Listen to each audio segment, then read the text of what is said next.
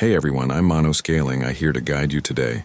If you use this video to drift off to sleep, please tap like, hit subscribe, and drop a comment telling me where you're watching from and what time it is there.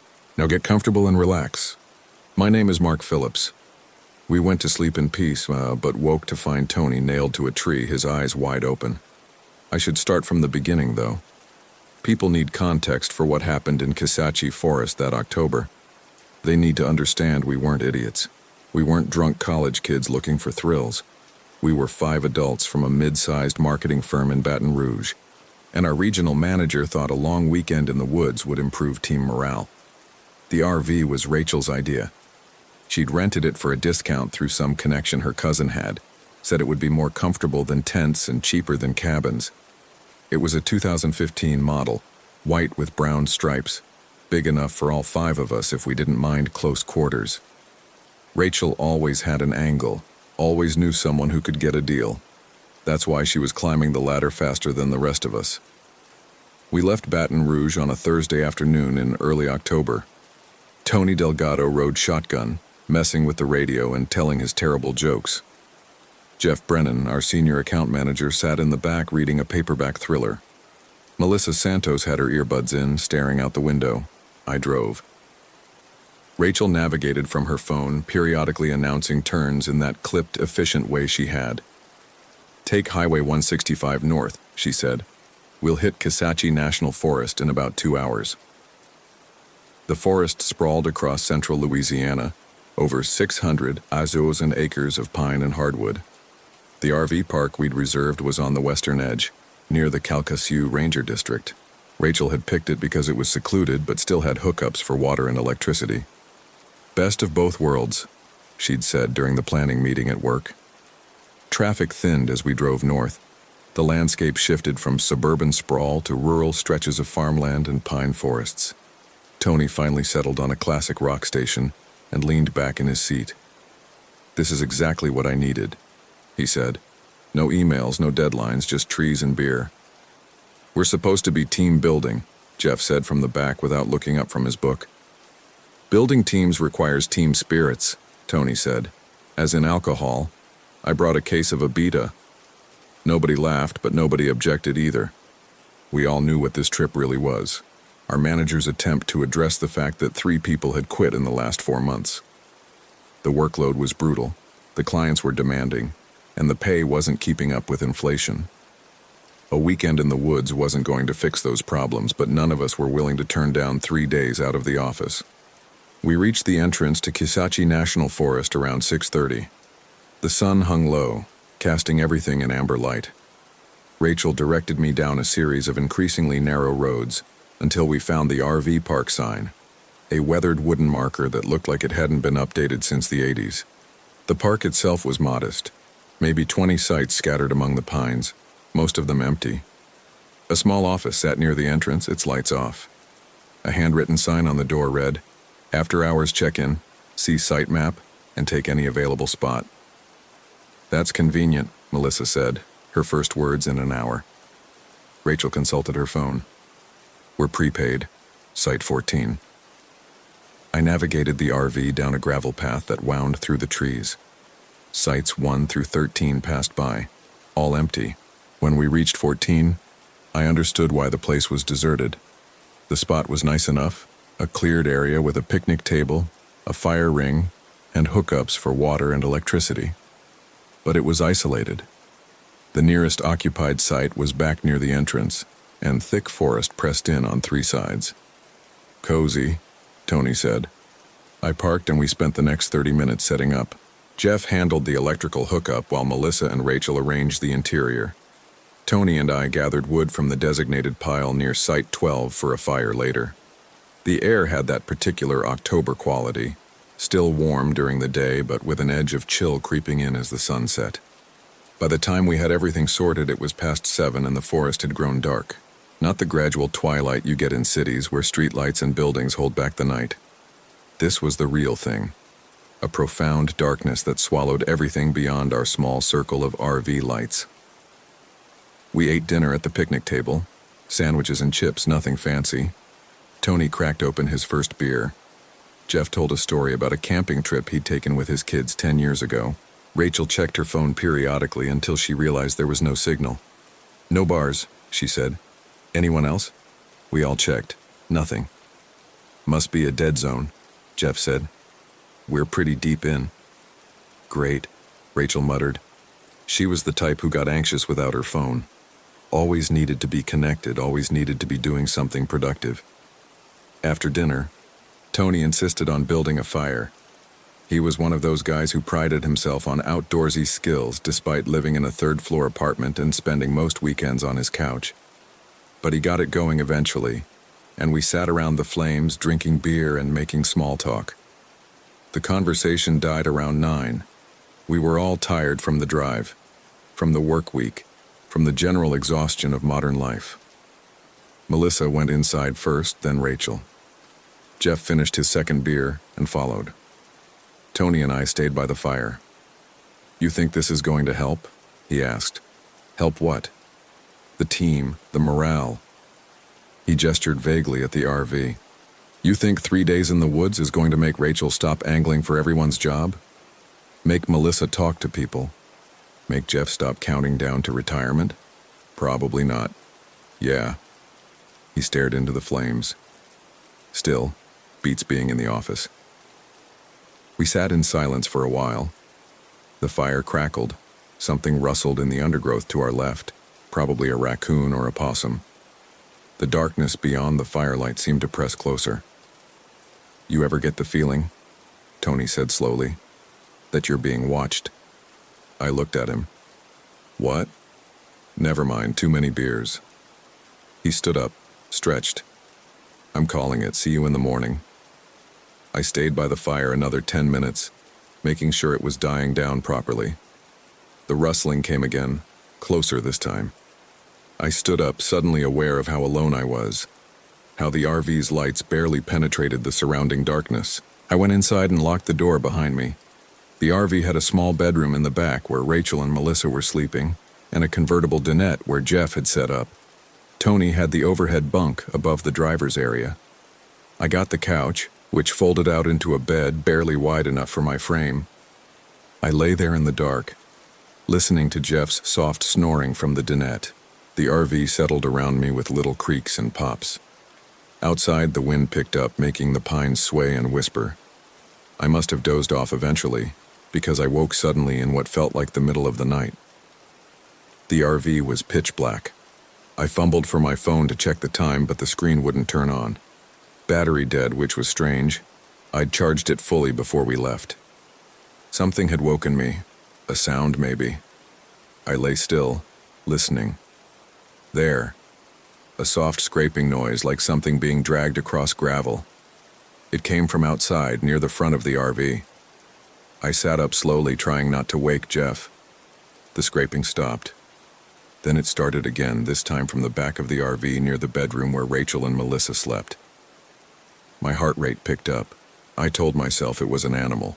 A deer, maybe. They could make strange noises. The scraping circled the RV. It paused at each window as if something was looking in. I could hear it clearly now, not continuous but deliberate. Step, drag, step, drag. It stopped at my window. I held my breath. The darkness outside was absolute. I couldn't see anything, but I had the overwhelming sense that something was looking in, that if I moved or made a sound, whatever was out there would know I was awake. The seconds stretched. My chest started to hurt from holding my breath. Then it moved on, continuing its circuit around the RV.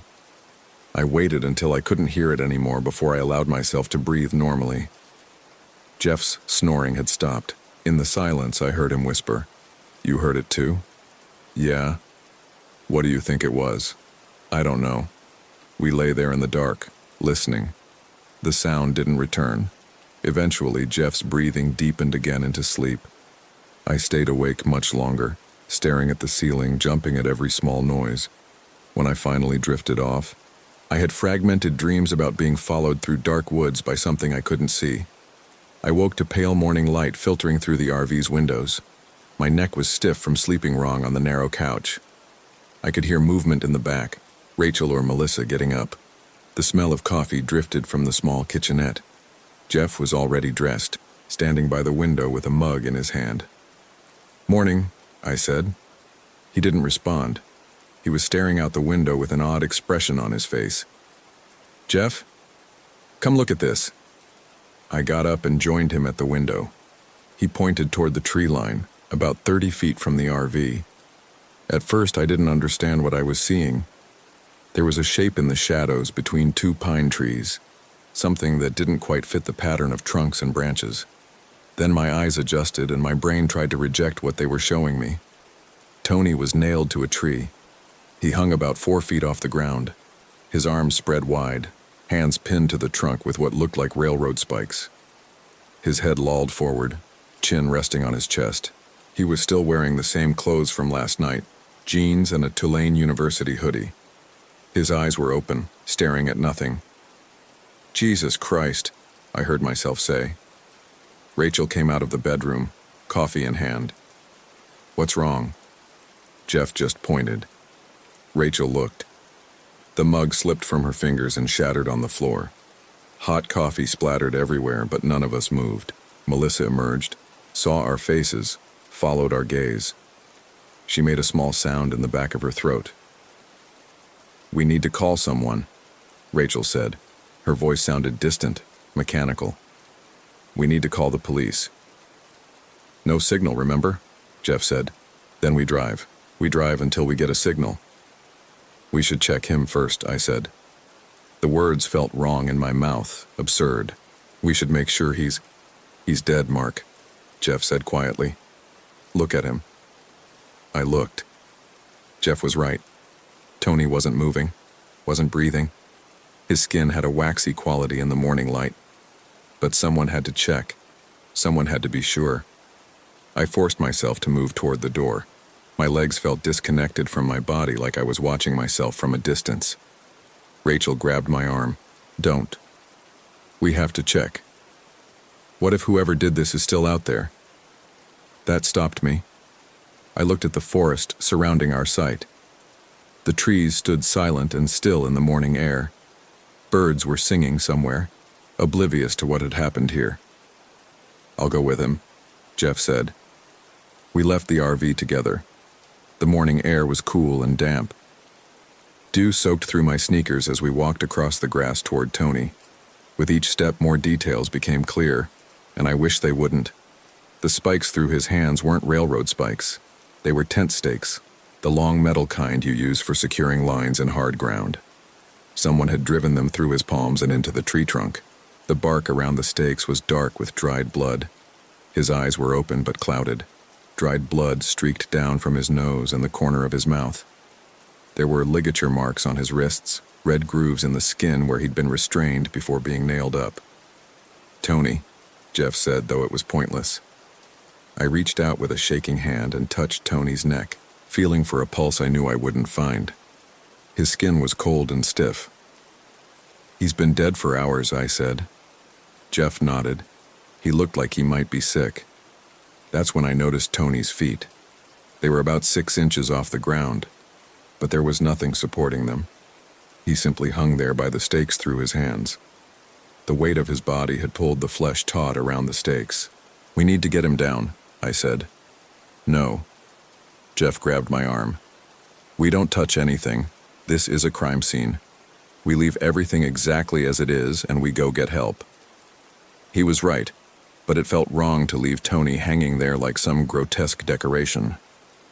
We backed away from the tree, unable to stop staring. Then we turned and hurried back to the RV. Rachel and Melissa were waiting by the door. Rachel had thrown on jeans and a jacket over her pajamas. Melissa was fully dressed, her face pale. "We need to leave now," Rachel said. "Right now."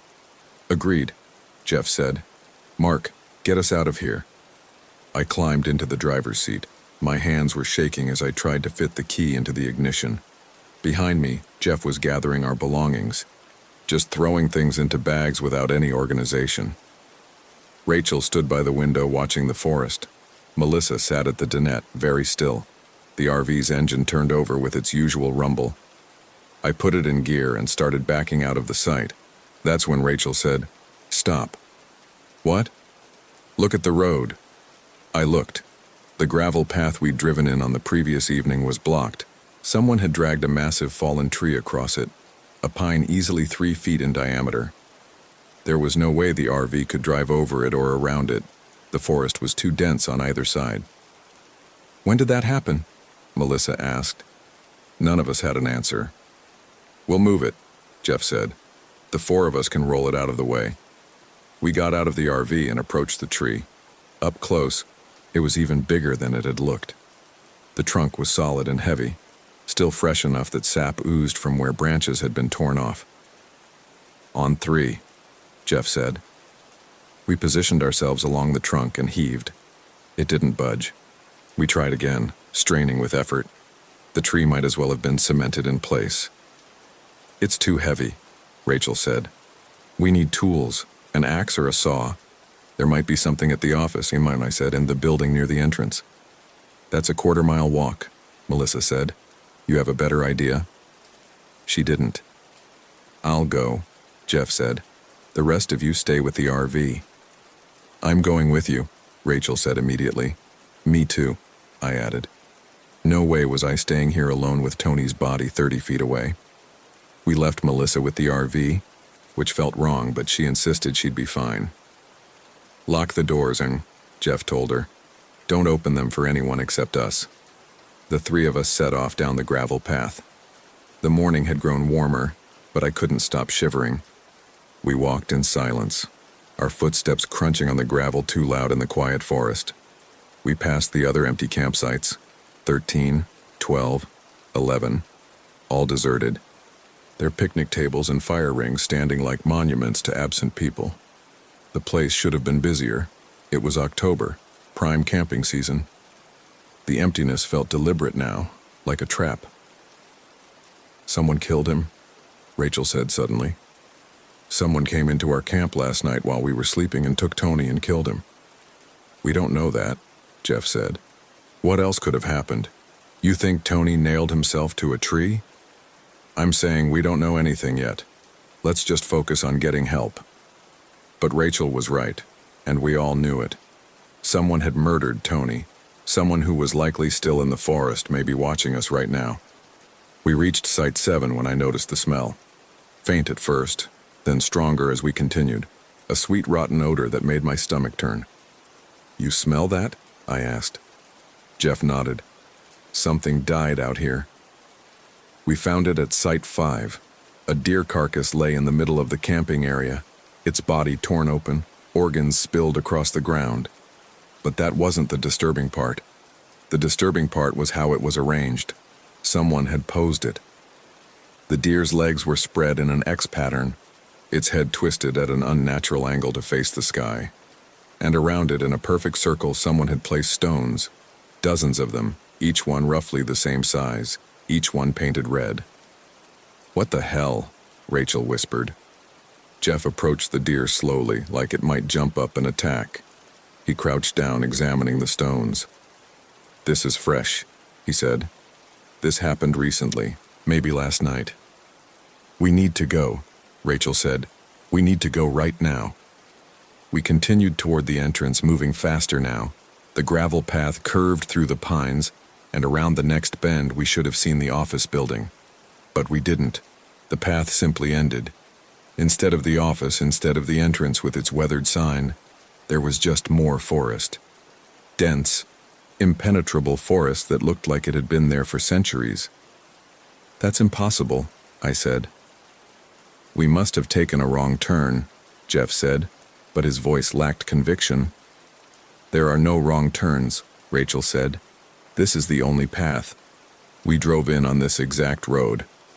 We stood there staring at the wall of trees where the entrance should have been. A breeze stirred the branches, making them whisper and creak. This isn't real, Rachel said. She said it like a mantra over and over. This isn't real. This isn't real. Jeff turned around. We're going back to the RV. We're going back and we're going to figure this out. The walk back felt longer. None of us spoke. The smell of the dead deer followed us, or maybe we'd just gotten it in our clothes, in our lungs. When we finally reached Site 14, Melissa was standing outside the RV, her face white. "Thank God," she said. "I was starting to think." "Think what?" Jeff asked. "That you weren't coming back." We told her what we'd found, the blocked entrance, the dead deer, all of it. She listened without interruption, her expression carefully neutral. "So we're trapped," she said when we finished. "We're not trapped," Rachel snapped. "There has to be another way out. We'll walk through the forest, follow the sun, something." "And leave the RV? Leave our supplies?" Jeff shook his head. "No. We stay together, we stay here, and we figure this out." "Figure what out?" Rachel's voice was rising, panic bleeding through. "Someone killed Tony. Someone is out there and they killed him, and now we're stuck here." "Everyone calm down," Jeff said. "Don't tell me to calm down." "Rachel, he was alive last night. Tony was alive and sitting by the fire and making stupid jokes, and now he's nailed to a fucking tree." Her voice cracked on the last word. Melissa moved to comfort her, but Rachel jerked away. "I'm going to check the RV," I said, needing to do something, anything. "Make sure everything's secure." I climbed inside and did a thorough inspection. All the windows were intact, all the locks functional. Nothing seemed disturbed. Our supplies were where we'd left them. Food in the small refrigerator, camping gear stowed in the overhead compartments, our bags piled on the beds. That's when I noticed something odd. Tony's bag was gone. I checked everywhere, under the beds, in the bathroom, in all the storage areas. His green duffel bag with the New Orleans Saints logo wasn't anywhere in the RV. I went back outside. The others were sitting at the picnic table, looking defeated. "Tony's bag is gone," I said. They stared at me. "What do you mean gone?" Jeff asked. "I mean it's not in the RV. Someone took it." "When?" Melissa asked. "When could someone have taken it?" None of us had an answer. We'd all been in the RV last night. We'd all been sleeping when Tony was taken. "Check your bags," Jeff said. "See if anything else is missing." We did. Everything else was accounted for. Only Tony's bag was gone. "Why would someone kill him and take his bag?" Rachel asked. "That doesn't make sense." "None of this makes sense," I said. We spent the next hour discussing options. We could try walking out through the forest, but none of us knew these woods, and we didn't have proper hiking equipment. We could stay with the RV and hope someone else came to the campground. We could try to move the fallen tree again with better leverage. All the options felt inadequate, like rearranging deck chairs on a sinking ship. Around noon, Melissa said she was going to lie down. She'd barely slept, she said, and had a splitting headache.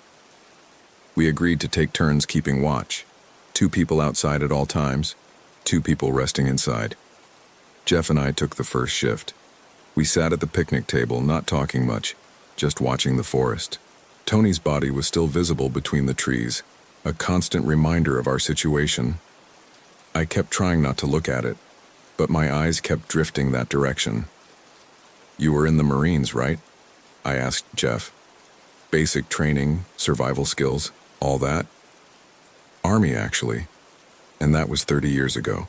I fixed trucks, Mark. I wasn't some special forces operative. Still, you must know something about surviving in the wilderness." "I know we're not equipped for this. I know it's going to get cold tonight. I know we have maybe 3 days of food if we ration it, less if we don't." "You're really optimistic." "I'm realistic. Someone did this deliberately. Blocked the road, killed Tony, made sure we couldn't get out easily. That level of planning means whoever did it isn't done. They're going to come back." "What do you think they want?" "I don't know, but I think we should assume it's nothing good." The afternoon crawled by. Rachel relieved us around 3, taking Jeff's place while he went inside to rest. She sat rigid at the picnic table, her jaw clenched, radiating tension. "We should have left yesterday," she said. "As soon as it got dark and creepy, we should have packed up and left." It didn't seem that bad, didn't it? No cell service, no other campers, that weird feeling like we were being watched. All the warning signs were there. We just ignored them. I couldn't argue with that. Around 4, Melissa came out of the RV. She looked worse than before. Her skin had a grayish tint. and she was sweating despite the cool temperature. "You okay?" I asked. "Just need some air. It's stuffy inside." She sat down at the picnic table, but within minutes she was hunched over, dry heaving. Rachel moved to help her, but Melissa waved her away. "I'm fine, just carsick or something. We're not moving. You know what I mean." But I didn't think it was motion sickness. Melissa looked genuinely ill. Jeff emerged from the RV, looking grim. "We have a problem." "Another one?" Rachel asked. "The water's gone." "What?" "The freshwater tank. It was full yesterday. Now it's empty." We all went inside to look. Jeff was right. The tank gauge read 0. Somehow, overnight, 40 gallons of water had disappeared. "It must be a leak," I said. "Then where's the water?" "The floor is dry. There's no water anywhere." We checked outside, looking for wet ground around the RV, any sign of where the water could have gone. Nothing. It had simply vanished. "Someone drained it," Rachel said. "They drained it while we were sleeping." "How?" Jeff asked. "The valves are all closed. You can't drain a sealed tank without opening a valve." "Then someone opened the valves." "When?" "We've been watching all day. No one approached the RV." The argument went in circles. Eventually, we gave up trying to explain it. We had 3 bottles of water left in the refrigerator and maybe half a gallon in the kettle. That was it. As the sun started to set, painting the sky orange and purple, a new kind of fear settled over us. The darkness was coming, and we had no idea what it would bring. "We're not sleeping tonight," Jeff announced. "We take shifts, 2 people awake at all times, lights on, doors locked. We make it through tonight, and tomorrow we hike out, water or no water." Nobody argued. We went through our supplies, doing inventory. 3 bottles of water, 2 bags of chips, a loaf of bread that was already going stale, half a dozen granola bars, some lunch meat that was starting to smell off. Not much for 4 people. Melissa threw up twice more before dark. She insisted she was fine, just stressed, but she looked worse each time, paler, more drawn, with dark circles under her eyes that hadn't been there that morning. Full darkness fell around 7:30. We turned on every light in the RV and huddled inside. Jeff and I took the first watch while Rachel tried to rest in the back bedroom. Melissa lay on the dinette bench shivering under a blanket despite the temperature being mild. "What do you think happened to him?" I asked Jeff quietly. "To Tony. I think someone took him while we were all sleeping. Drugged us maybe, or just waited until we were deep enough in sleep that we wouldn't wake up. And then they did what they did. But why? Why go through all that effort? Why not just kill us all in our sleep?" Jeff was quiet for a long time. "Maybe they wanted us to see it. Wanted us to wake up and find him like that. That's sick." "Yeah." Around midnight, Rachel and I switched with Jeff and Melissa. Jeff protested that Melissa shouldn't be on watch duty in her condition, but she insisted. She looked marginally better. Some color had returned to her face, and she wasn't shaking anymore. Rachel sat in the passenger seat staring out the windshield. I took the driver's seat. Outside, the darkness was complete. Our lights reflected off the trees, creating pockets of brightness that made the surrounding shadows seem even deeper. "You ever wonder what happens after we die?" Rachel asked suddenly. "That's a weird question. Is it? Tony's out there right now. His body is out there, and whatever he was, whatever made him Tony, is gone. So where does it go?" "I don't know." "Me neither. I always figured I'd have more time to figure it out." "We're going to be okay," I said, not believing it. "You're a terrible liar, Mark." We sat in silence. An hour passed. Then another. Around 2 in the morning, Melissa stood up and went to the bathroom. I heard water running, which was strange since our tank was empty. "Melissa," I called. "What are you doing?" She didn't answer. The water kept running. I got up and knocked on the bathroom door. "Melissa?" Still no answer. I tried the handle. Locked. "Melissa, open the door." Rachel joined me. "What's wrong?" "She's in there and she's not responding." Rachel knocked harder. Melissa, answer us." The water shut off. After a moment, the lock clicked and the door opened. Melissa stood there, looking at us with a strange expression. "What?" she asked. "We were calling you. Why didn't you answer?" "I didn't hear you. The water was running. Where did you get water?" She looked confused. "What are you talking about?" "We heard water running in there. I didn't turn on any water. I was just... I don't know." I blanked out for a second. Rachel pushed past her into the tiny bathroom. The sink was dry. So was the toilet. "There's no water here," she said. "I told you," Melissa said. "I didn't run any water." But I'd heard it. We'd both heard it. Clear as day. Water running through pipes, splashing into a basin. Melissa went back to the dinette and lay down. She was asleep within minutes, her breathing deep and even. Too fast, too easy. Nobody falls asleep that quickly, especially not in a situation like this. Rachel and I exchanged looks. Neither of us said what we were both thinking, that something was wrong with Melissa, that whatever was happening here had started to affect her. Dawn came eventually, a gray lightening of the sky that brought no comfort. When Jeff woke up and relieved us, I fell onto the couch and crashed hard, too exhausted to care about the danger. I dreamed of Tony. He was standing in front of me, smiling his usual goofy smile, except his hands were gone, replaced by smooth stumps that ended at the wrists. He kept trying to tell me something, but no sound came out. His mouth moved, forming words I couldn't hear. Then his eyes rolled back in his head and his smile widened wider than any human smile should go, and I saw that his teeth were filed to points. I woke up gasping. Daylight streamed through the RV's windows. My watch said it was past noon. I'd slept for almost 6 hours. I sat up, disoriented, and looked around. The RV was empty. "Hello?" I called. No response. I got up and checked the bedroom. Empty. The bathroom. Empty. Where was everyone? I rushed to the door and looked outside. Jeff was sitting at the picnic table, his head in his hands. Rachel stood nearby, staring at something in the trees. "What's going on?" I asked as I climbed out. Jeff looked up.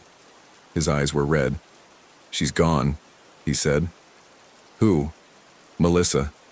We sent her to look for more firewood about an hour ago. She never came back." I felt my stomach drop. "You sent her out alone?" She insisted. Said she needed to move around, needed to do something. We watched her walk into the trees right there. He pointed. She was only going 20 feet. We could see her the whole time. "So where is she?" "We don't know.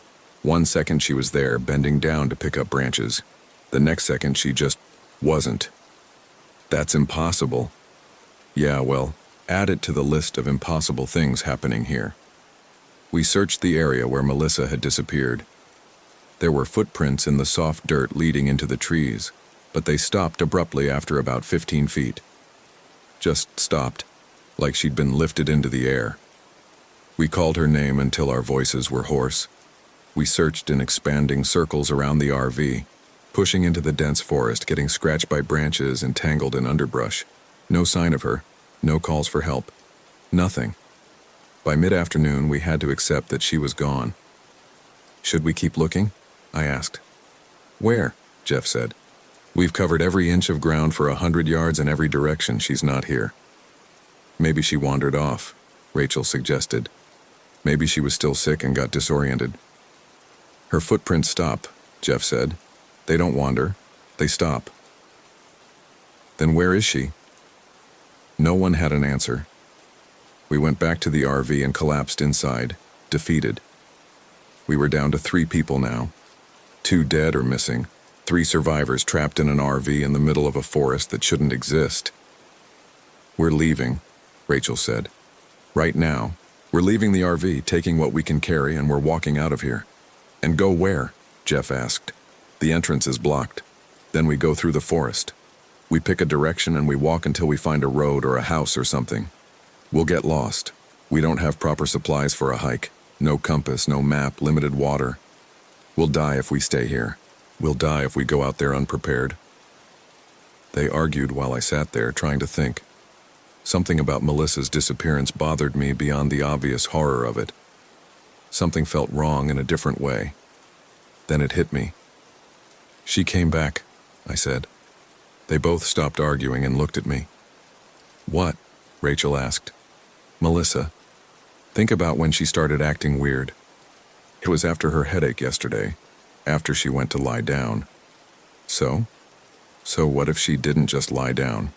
What if she left the RV for some reason, went into the forest, and when she came back, she wasn't Melissa anymore? Jeff stared at me. That's insane. Is it? More insane than footprints that stop in the middle of nowhere. More insane than 40 gallons of water disappearing from a sealed tank. What are you suggesting? Rachel asked quietly. I'm suggesting that whatever took Tony, whatever is keeping us here, it got Melissa too. Maybe yesterday, maybe earlier. And what came back wasn't her. Then where's the real Melissa? I didn't have an answer for that. We sat in heavy silence. Outside, the afternoon shadows were lengthening. Soon it would be dark again, and I wasn't sure any of us could handle another night in this place. I want to look at Tony's body, Rachel said suddenly. Why? Jeff asked. Because maybe there's something we missed. Some clue about what happened to him, about what's happening to all of us. Rachel, I don't think I'm going, she said. You two can stay here if you want. She went before we could stop her. Jeff and I followed, neither of us wanting to approach Tony's corpse again, but unwilling to let Rachel go alone. The body was still there, still nailed to the tree. In the 2 days since we'd found it, the decomposition had progressed. The smell hit us before we got close.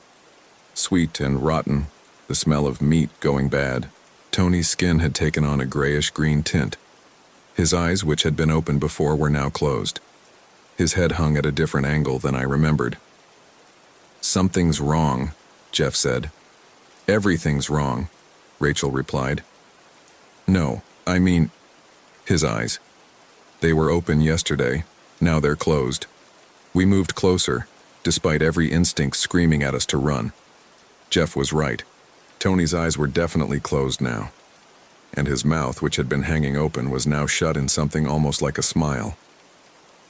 Dead bodies don't move on their own, I said. Maybe animals? Rachel suggested, but she didn't sound convinced. Jeff reached out slowly and touched Tony's face. The skin was cold and waxy. He lifted one eyelid. Tony's eye was gone. Just an empty socket, dark and hollow.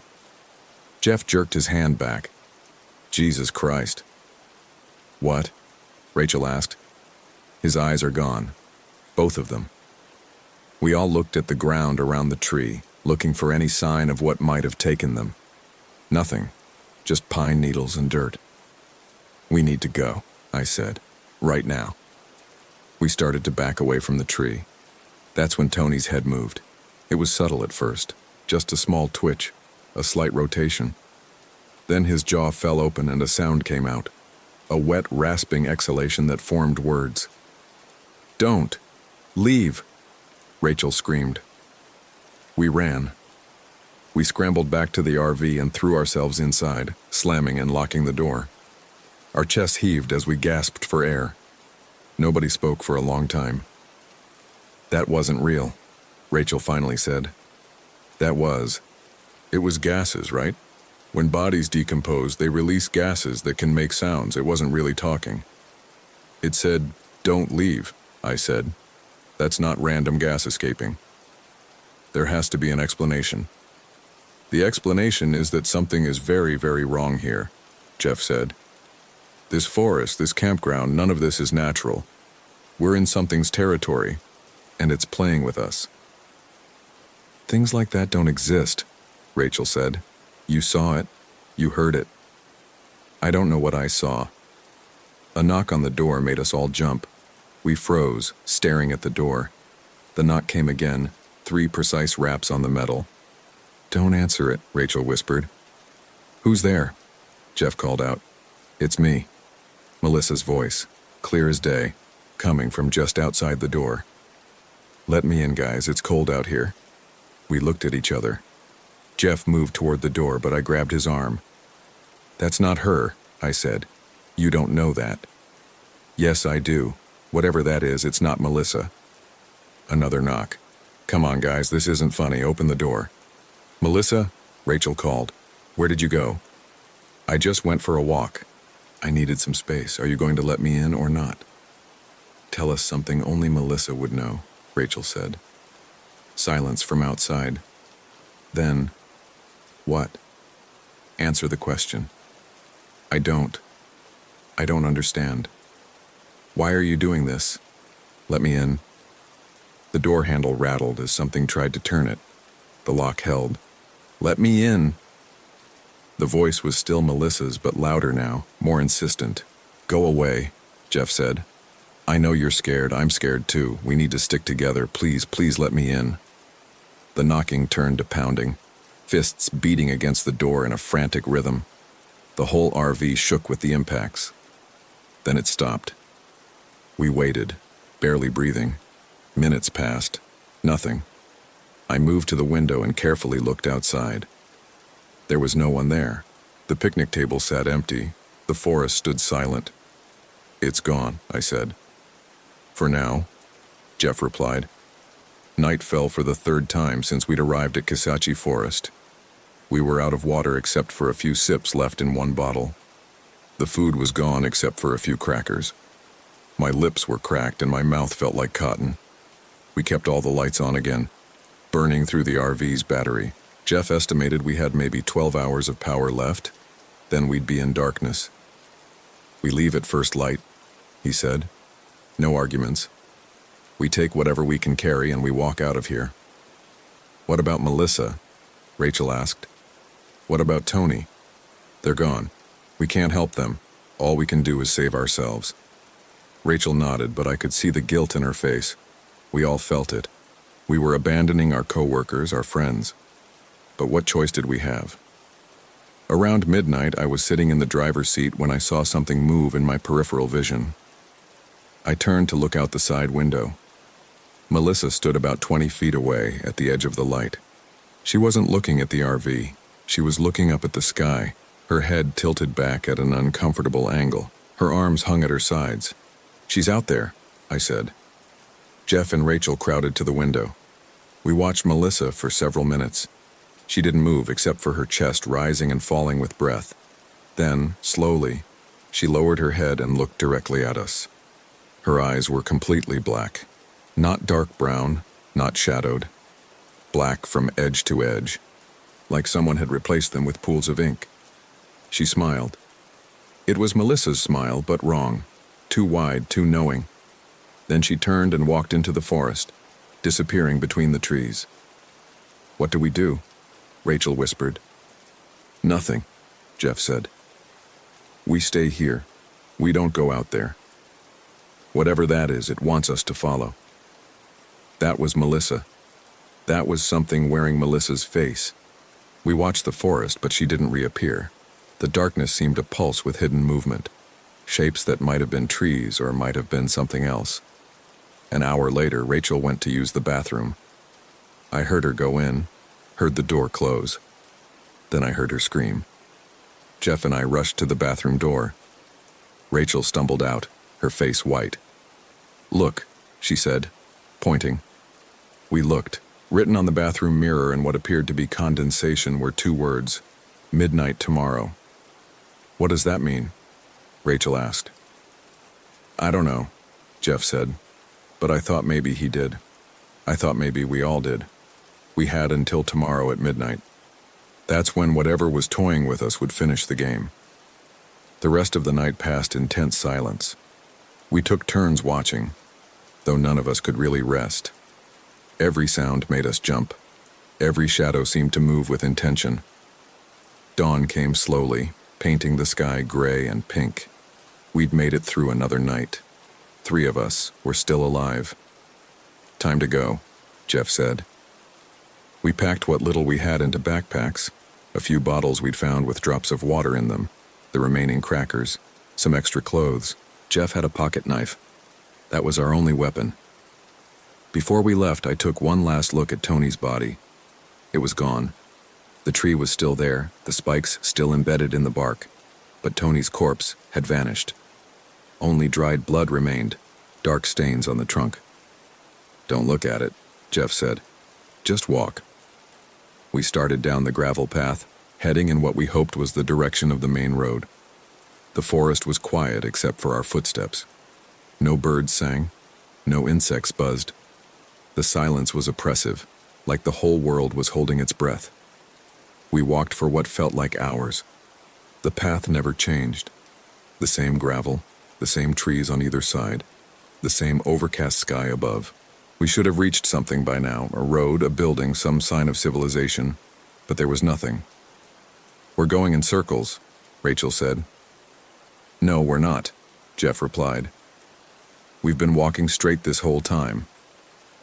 "Then why haven't we gotten anywhere?" She was right. Despite walking for hours, nothing had changed. It was like we were on a treadmill, moving without making progress. "This isn't real," I said. "This whole place, it's not real. It can't be." "It feels pretty fucking real to me," Rachel snapped. We kept walking. What else could we do?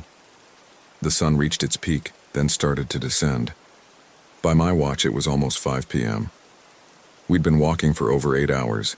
My feet ached. My mouth was so dry I could barely swallow. That's when we saw the RV. It sat exactly where we'd left it that morning at Site 14. The picnic table, the fire ring, everything was exactly as we remembered it. "No," Rachel said. "No, no, no, no, no." "We walked in a straight line," Jeff said. "We walked in a straight line for 8 hours. We shouldn't be back here." But we were. There was no denying it. Somehow, impossibly, we'd walked in a massive circle and ended up right where we started. "It's not going to let us leave," I said. "Then we try again," Jeff said. "Different direction." He stopped talking. He was looking at something over my shoulder, his face going pale. I turned around. Melissa stood at the tree line. Next to her was Tony. They both watched us with black eyes and 2 wide smiles. Behind them, shapes moved in the shadows. Human-shaped, but wrong.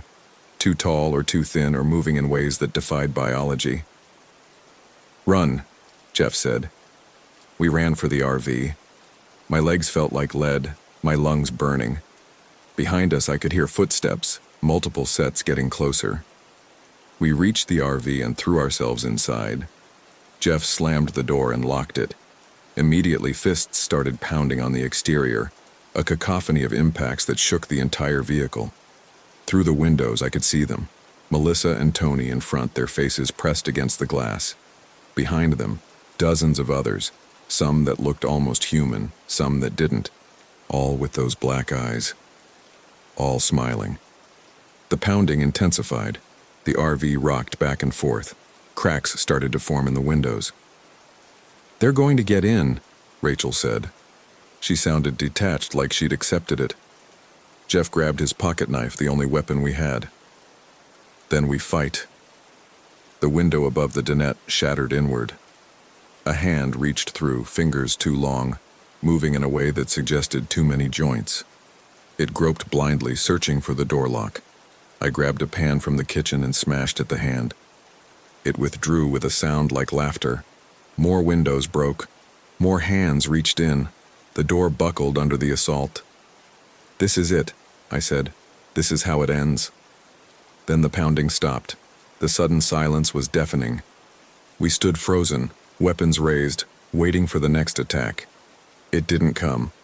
Slowly, I moved to the window and looked out. They were leaving. All of them.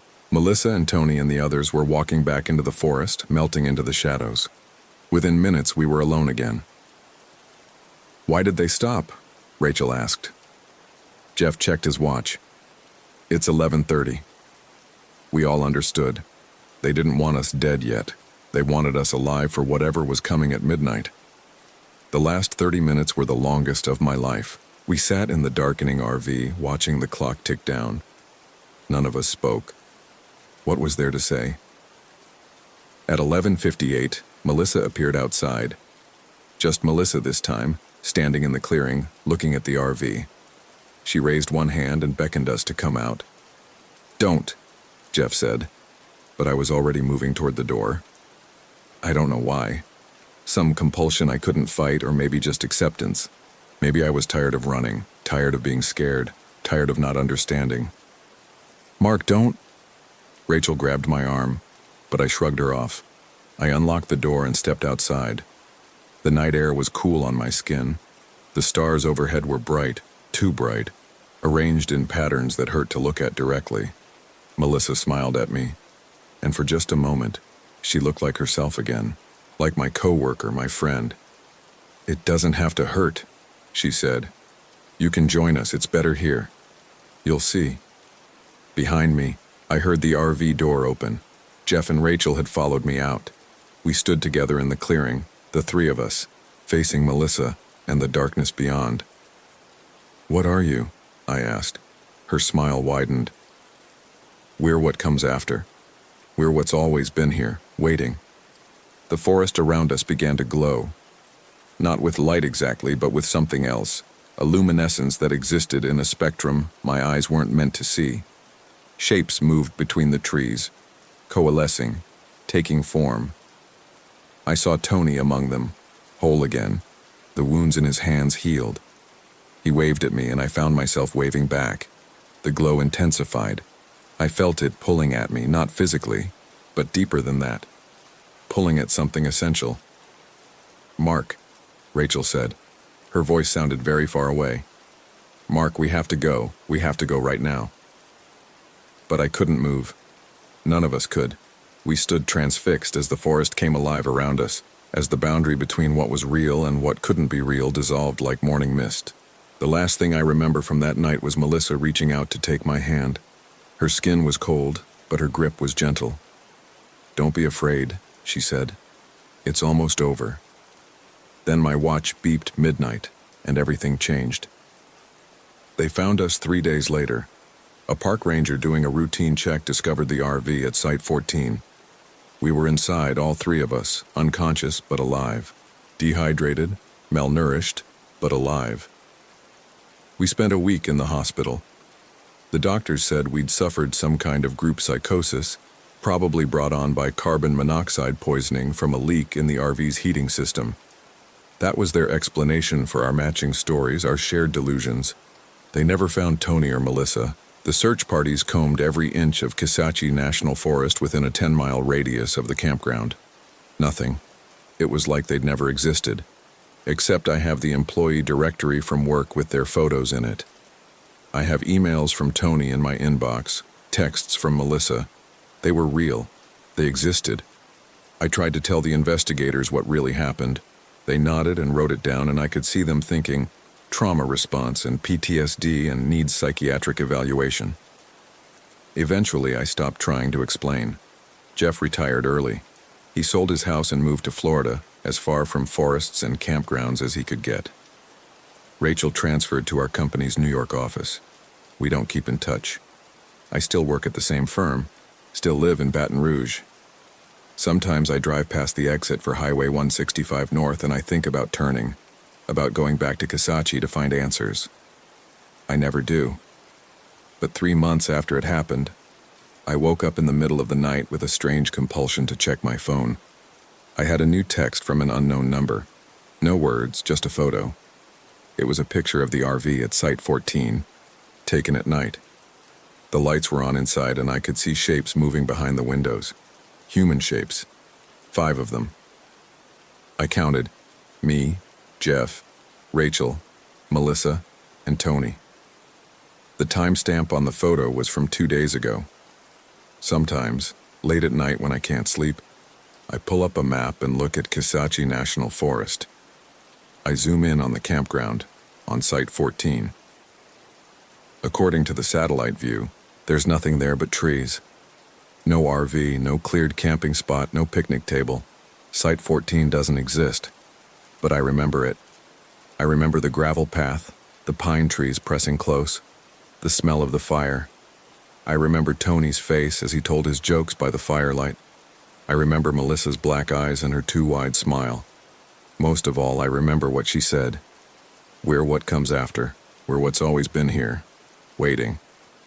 I think about that a lot, about what's waiting in the forest, in the dark places, in the spaces between what we know and what we can't accept. I think about how thin the barrier might be, how easy it would be to slip through. And I think about that photo on my phone, the one I deleted, but that keeps reappearing. 5 shapes in an RV that doesn't exist, in a campsite that was never there. Sometimes I wonder which side of the barrier I'm really on. Sometimes I wonder if I ever left that forest at all.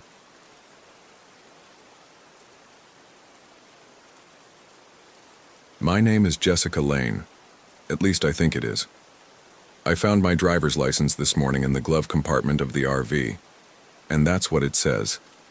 Jessica Marie Lane, age 28, from Portland, Oregon. The photo looks like me. I'm holding it now, staring at this stranger's face that's supposed to be mine, and I'm trying to remember what it felt like to be her, to be me. But I'm getting ahead of myself. Let me start from the beginning, or what I think is the beginning.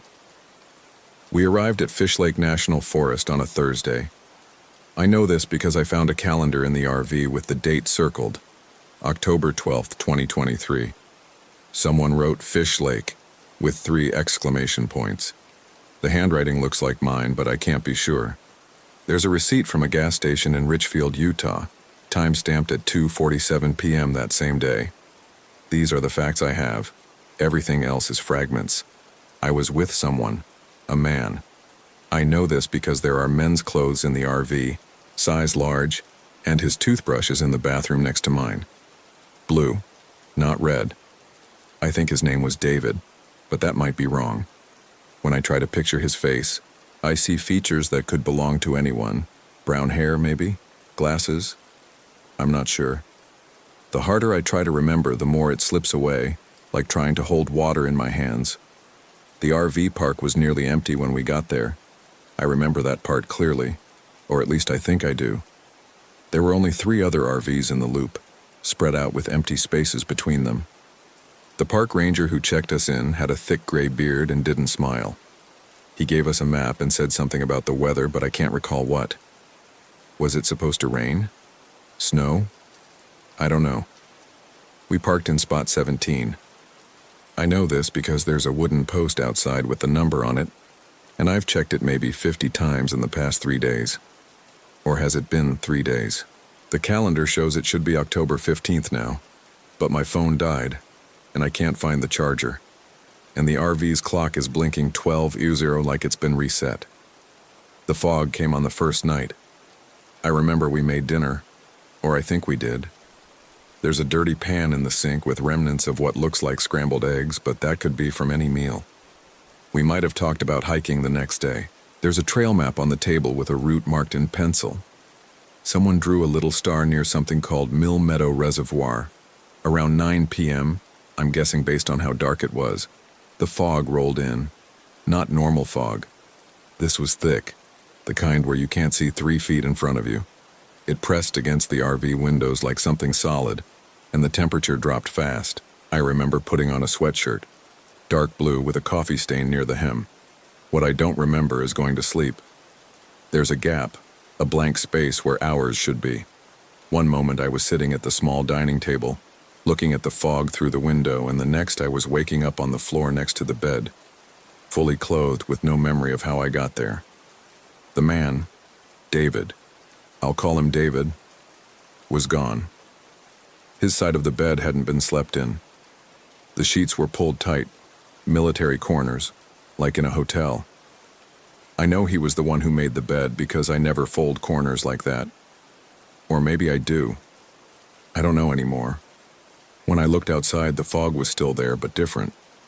Thinner in some places, thicker in others, moving in ways that didn't match the wind. I opened the door and called out his name. David! My voice sounded wrong, like I was hearing it through water. No response. I should have been more worried. I should have panicked. But instead, I felt this strange calm, like I was watching myself from outside my body. I put on shoes, sneakers, not hiking boots, and stepped out into the fog. The air smelled metallic. Copper, maybe. Like old pennies or blood, though there was no blood that I could see. The fog moved around me, and I walked toward the nearest RV, 2 spots down. Number 15. There was a light on inside, a warm yellow glow that looked inviting. I knocked on the door. No answer. I knocked again, harder this time, and said, "Hello? Is anyone there?" The door opened, and a woman stood there. She was maybe 40, with short blonde hair and a confused expression. She stared at me like she'd never seen another person before. "Do you know where—" I started to say, but then stopped because I couldn't remember what I was going to ask. Where what? Where who? The thought was gone. "I'm sorry," the woman said. "I don't." "Who are you?" "Jessica," I said automatically. "I'm in spot 17. Have you seen—" But again, the words disappeared. Seen who? What was I looking for? The woman's face crumpled. "I don't know who I am," she whispered. "I woke up and I can't remember my name. My husband is here, I think. There's a man in the bedroom, but I don't know if he's my husband or just someone who's here. And I can't remember what his name is or my name or—" She started crying and I didn't know what to do. "It's okay," I said, even though it wasn't. "It's probably just— maybe you hit your head or something, or you're still half asleep." But I knew that wasn't true. Because standing there looking at this crying woman whose name I didn't know, I realized I couldn't remember my mother's face, or my childhood home, or what I did for work. There were words, marketing, campaigns, social media, but they were just words without meaning. "The fog," the woman said. She wiped her eyes with the back of her hand. "It came last night and then I can't." From inside the RV, a man's voice called out, "Linda, is someone at the door?" The woman, Linda apparently, turned and shouted back, "I don't know. I don't know who's at the door." Then to me, "Is my name Linda? He keeps calling me Linda, but I don't know if that's right." I backed away. "I'm sorry. I need to find someone." I walked back toward my RV through the fog, and that's when I realized I'd forgotten which spot I was in. They all looked the same. White rectangles with darkened windows. I found my way by counting. 15, 16, 17. My RV. Spot 17. David still wasn't back. I went inside and searched for anything that might help me understand what was happening. In the glove compartment, I found our registration papers. David Brenner. That was his full name. And there was mine. Jessica Marie Lane. We lived at the same address in Portland, which meant we lived together, which meant we were probably dating. Probably serious, if we were taking a week-long RV trip together. But I couldn't remember his face. I looked at the photos on my dead phone, managed to get it to turn on for a few seconds before it died again, and saw pictures of us together, hiking, at restaurants, on a beach somewhere. We looked happy. But the man in the photos was a stranger, and the woman with him wasn't quite me. Close, but not quite. Around noon, I think it was noon, the light had that flat midday quality. Someone knocked on my door. I opened it to find a young couple, maybe mid-20s. The woman had dark curly hair and wore a purple jacket.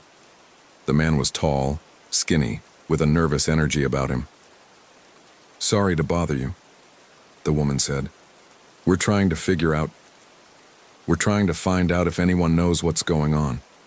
With the fog and everything." "Come in," I said, because what else was I going to do? They introduced themselves as Maya and Tyler. They were in spot 12, the one closest to the entrance.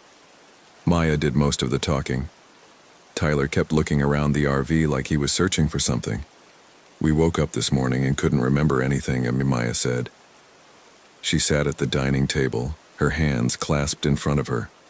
"Not our families, not where we're from, nothing. Tyler thinks we're engaged because I have a ring, but I can't remember him proposing. I can't remember him at all, really."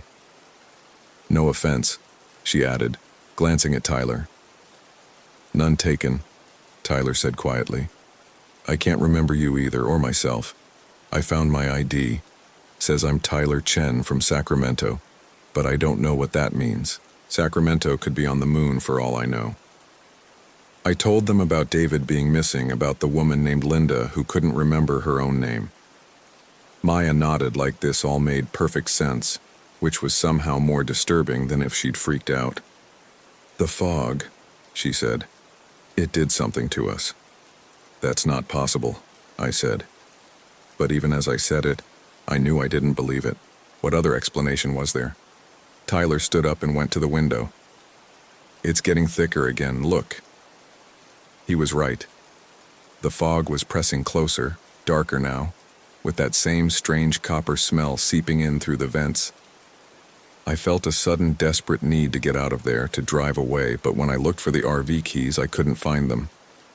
I searched every drawer, every pocket, every logical place they could be, but they were gone.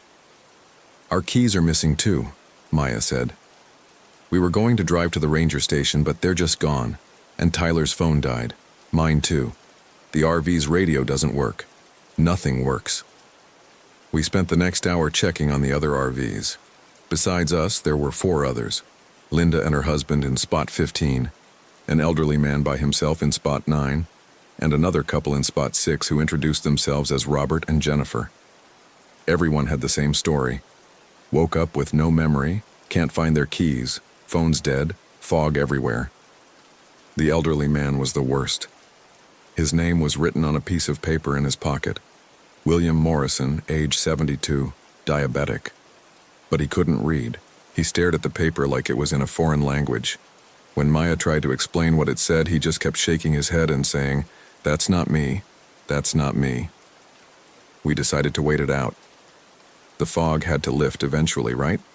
And maybe when it did, our memories would come back. That was the hope anyway.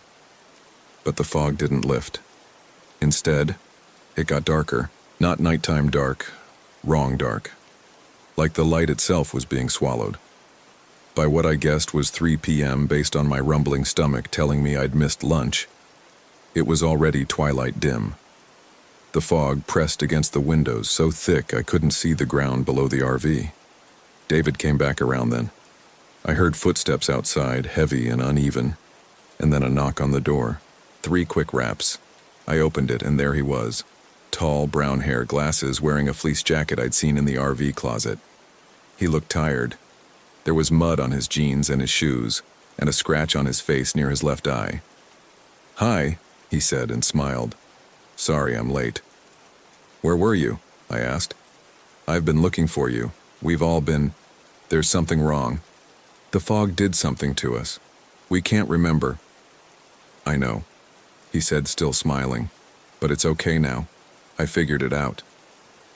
Something about his smile made my skin crawl. It was too wide, too fixed, like someone had told him to smile and he'd forgotten how to stop.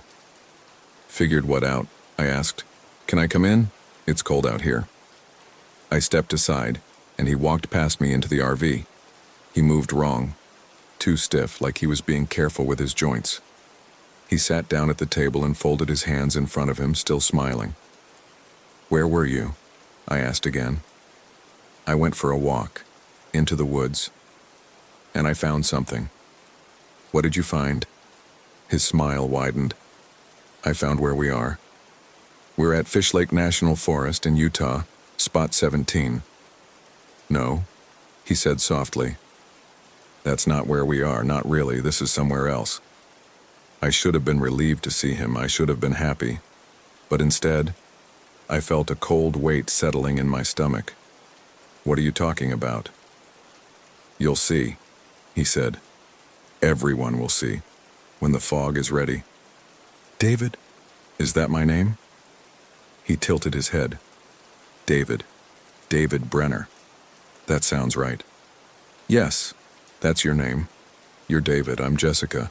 We're together. We came here for a vacation. And something happened with the fog, and now we can't remember." "I remember everything," he said, and his smile finally dropped. Without it, his face looked blank, empty. "I remember what we were, what we are, what we'll become." I backed toward the door. "I'm going to get the others. They already know. Some of them, the ones who went into the woods, they came back and now they know." "Know what?" But he just shook his head and stood up. You'll understand soon. We all will. The fog is a gift, Jessica. It takes away the parts that hurt, the parts that make us afraid. Soon we'll all be the same. Soon we'll all be free. I ran. I didn't think about it, didn't plan it. I just turned and ran out of the RV into the fog toward Maya and Tyler's spot. Behind me, I heard David, or the thing that looked like David, I'd say, "It's okay. You can't leave." Maya and Tyler's door was locked. I pounded on it, shouting their names. After what felt like hours but was probably just seconds, Tyler opened it. He looked terrible, pale and sweating. "Something's wrong with Maya," he said. She was sitting on their bed, staring at her hands. When I came in, she looked up at me and I saw that her eyes were different. The pupils were too large, too dark, like looking into a well. "Maya," I said carefully. "I remember now," she said. Her voice was flat, emotionless. "I remember what I am. What we all are." "What are you talking about?" "We're not people," she said. "We never were. People are somewhere else. We're what's left when people go away." Tyler grabbed my arm. "She's been like this for an hour. She went outside to look for firewood and came back like this. I don't know what to do." "David came back too," I said. "He's the same way." "The same way as what?" I didn't know how to explain it. "Wrong. He's wrong." Outside, the fog was so thick now I could barely see the neighboring RV. The light was dying fast and I realized I had no idea what time it was or how long we'd been here. 1 day, 2 days, more. Time was slippery, refusing to stay in place.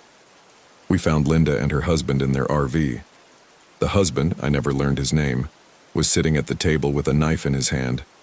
Not threatening, just holding it, looking at the blade like he'd never seen one before. "He won't talk," Linda said. She looked exhausted, her eyes red from crying. "He just sits there. He came back from the woods an hour ago and now he won't talk." "Don't let him near you," I said. "Something's wrong with the people who went into the woods." "I know," Linda whispered.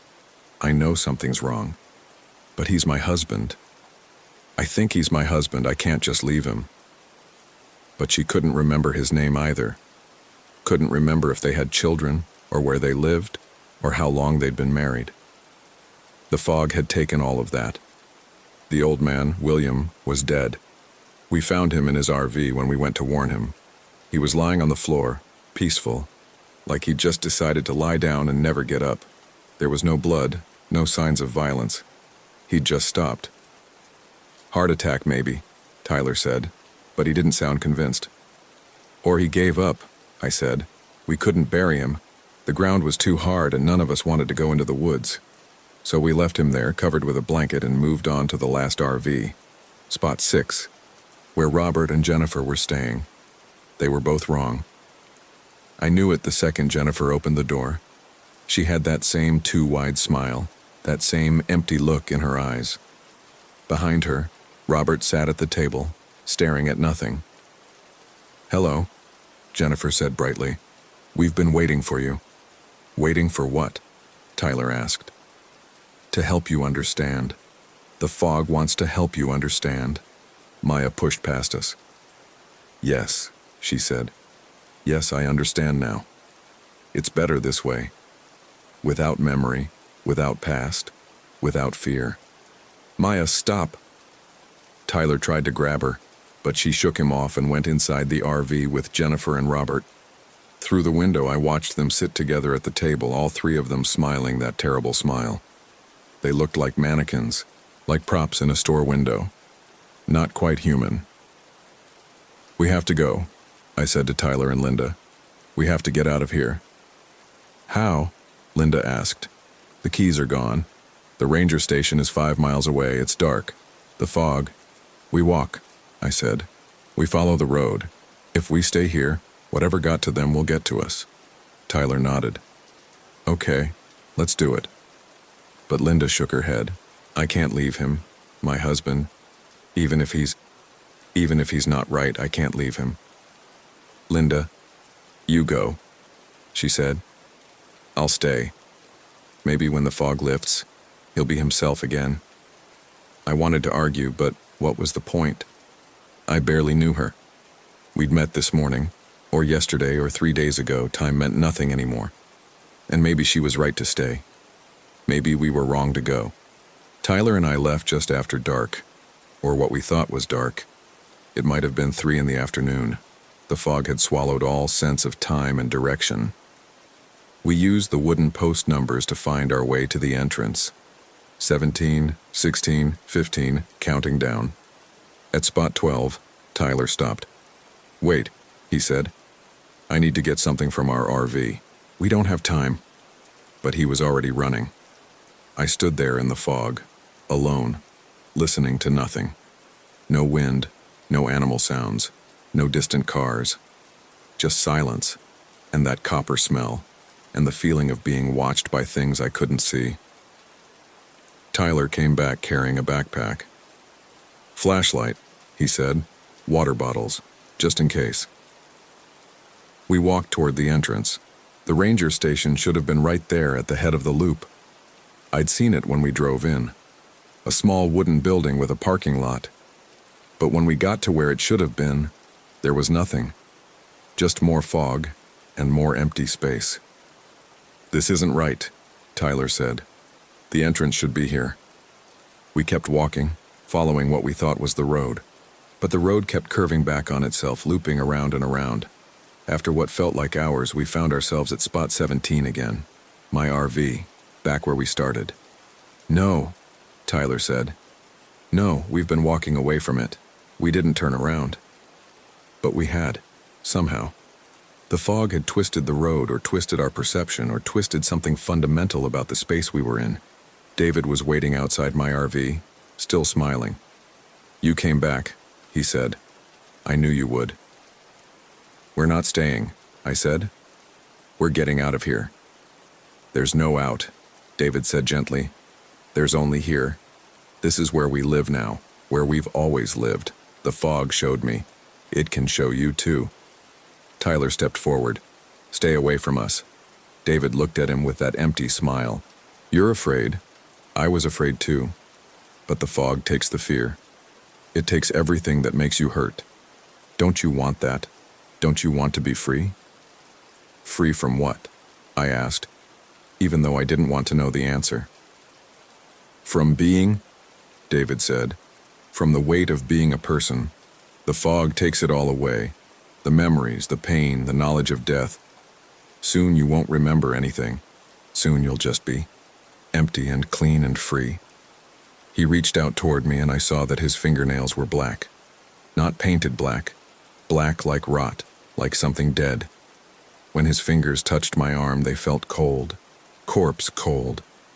I pulled away and ran again, Tyler right behind me. We ran back into the fog, away from David, away from the RVs, into the woods. Branches scratched at my face and arms, and I didn't care. All I cared about was getting away from that smile, that voice, those dead fingers. We ran until we couldn't run anymore, until our lungs burned and our legs gave out. We collapsed in a small clearing, gasping for air. The fog was thinner here, just barely, enough that I could see the ground and the trees. "What is this place?" Tyler asked. "What's happening to us?" I didn't have an answer. But sitting there in that clearing, catching my breath, I noticed something. A pattern in the trees. They were arranged in a circle around us, perfect and deliberate. Not natural, and carved into every trunk at eye level were symbols. Not letters, not numbers, just shapes that hurt to look at. They seemed to move when I wasn't looking directly at them, writhing and changing. "Tyler," I said, "look at the trees." He saw the symbols and went pale. "What are those?" "I don't know, but we need to leave now." We stood up, turned to go, and found Maya standing at the edge of the clearing. She hadn't been there a second ago. She just appeared, like the fog had formed her out of nothing. "You can't leave," she said in that flat, empty voice. "This is where we are. This is where we've always been. The fog showed me. We're not in Utah. We're not in the world. We're in the place between, where things go when they're forgotten." "Maya, you're not making sense," Tyler said. "You're sick or something. The fog did something to you. But we can fix it. We can get you help. She shook her head slowly. There is no help. There's only forgetting. Come with me. David and the others are waiting. We're all together now. We're all the same. Soon you will be too. She took a step toward us, and that's when I saw it. Her shadow. It was moving wrong, bending at angles that didn't match her body, and it was getting larger, spreading across the ground like spilled ink. We ran again. Deeper into the woods, away from the clearing and the symbols and Maya's wrong shadow. I don't know how long we ran. Time was soup, thick and impossible to measure. It might have been minutes or hours or days. Eventually, we stumbled onto a trail. A real trail with markers and everything. Tyler checked his backpack and found a crumpled map. Somehow, impossibly, it showed us exactly where we were, about 2 miles from the main road. If we follow this, Tyler said, pointing at the map, we can get to the highway. We can flag down a car. We can get help. It sounded too good to be true. But what choice did we have? We followed the trail. It wound through the forest, up hills and down into ravines. The fog stayed with us but didn't get thicker. I started to hope. Maybe we really were getting out. Maybe the fog's hold was weakening. Then we came to a bridge. A small wooden bridge over a creek, probably used by hikers. Tyler went first, his footsteps echoing on the planks. I followed, looking down at the water below. That's when I saw my reflection. Except it wasn't my reflection. The face looking back at me was mine, but wrong. Older, sadder. It mouthed something, a word or name I couldn't hear, and reached up toward me. I stumbled back from the edge, nearly falling. Tyler grabbed my arm to steady me. "Are you okay?" he asked. "Did you see that? In the water?" "See what?" I looked again, but the reflection was normal now. Just me, looking tired and scared. "Nothing," I said. "I'm just tired." We crossed the bridge and kept walking. The trail opened up into a meadow, and there, at the far end, was the highway. I could see it, pavement, a yellow line down the middle. Real. We ran toward it. We were almost there, almost free, when Tyler stopped. "Wait," he said. "Jessica, wait." I turned. "What?" He was staring at me with a strange expression. Confusion, maybe, or fear. "What's your name, he asked. "Jessica, you know that." "Do I?" He looked down at his hands. "I can't. I don't remember. I don't remember who you are or why we're running or where we came from." "Tyler, no. Don't do this. We're almost out. Just a little further." But he was shaking his head. "Tyler, is that my name? It doesn't feel right. Nothing feels right. Why are we in the woods? What are we doing here?" The fog was coming back, rolling in from behind us like a wave.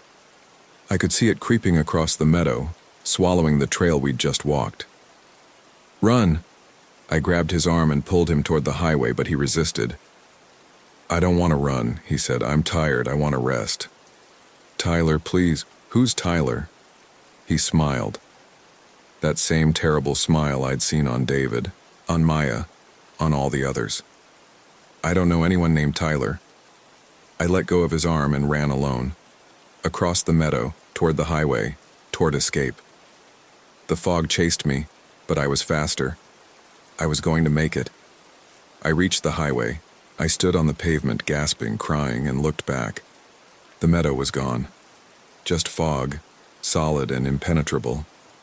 Tyler was somewhere in there. Lost. Everyone was lost. But I'd made it out. I was safe.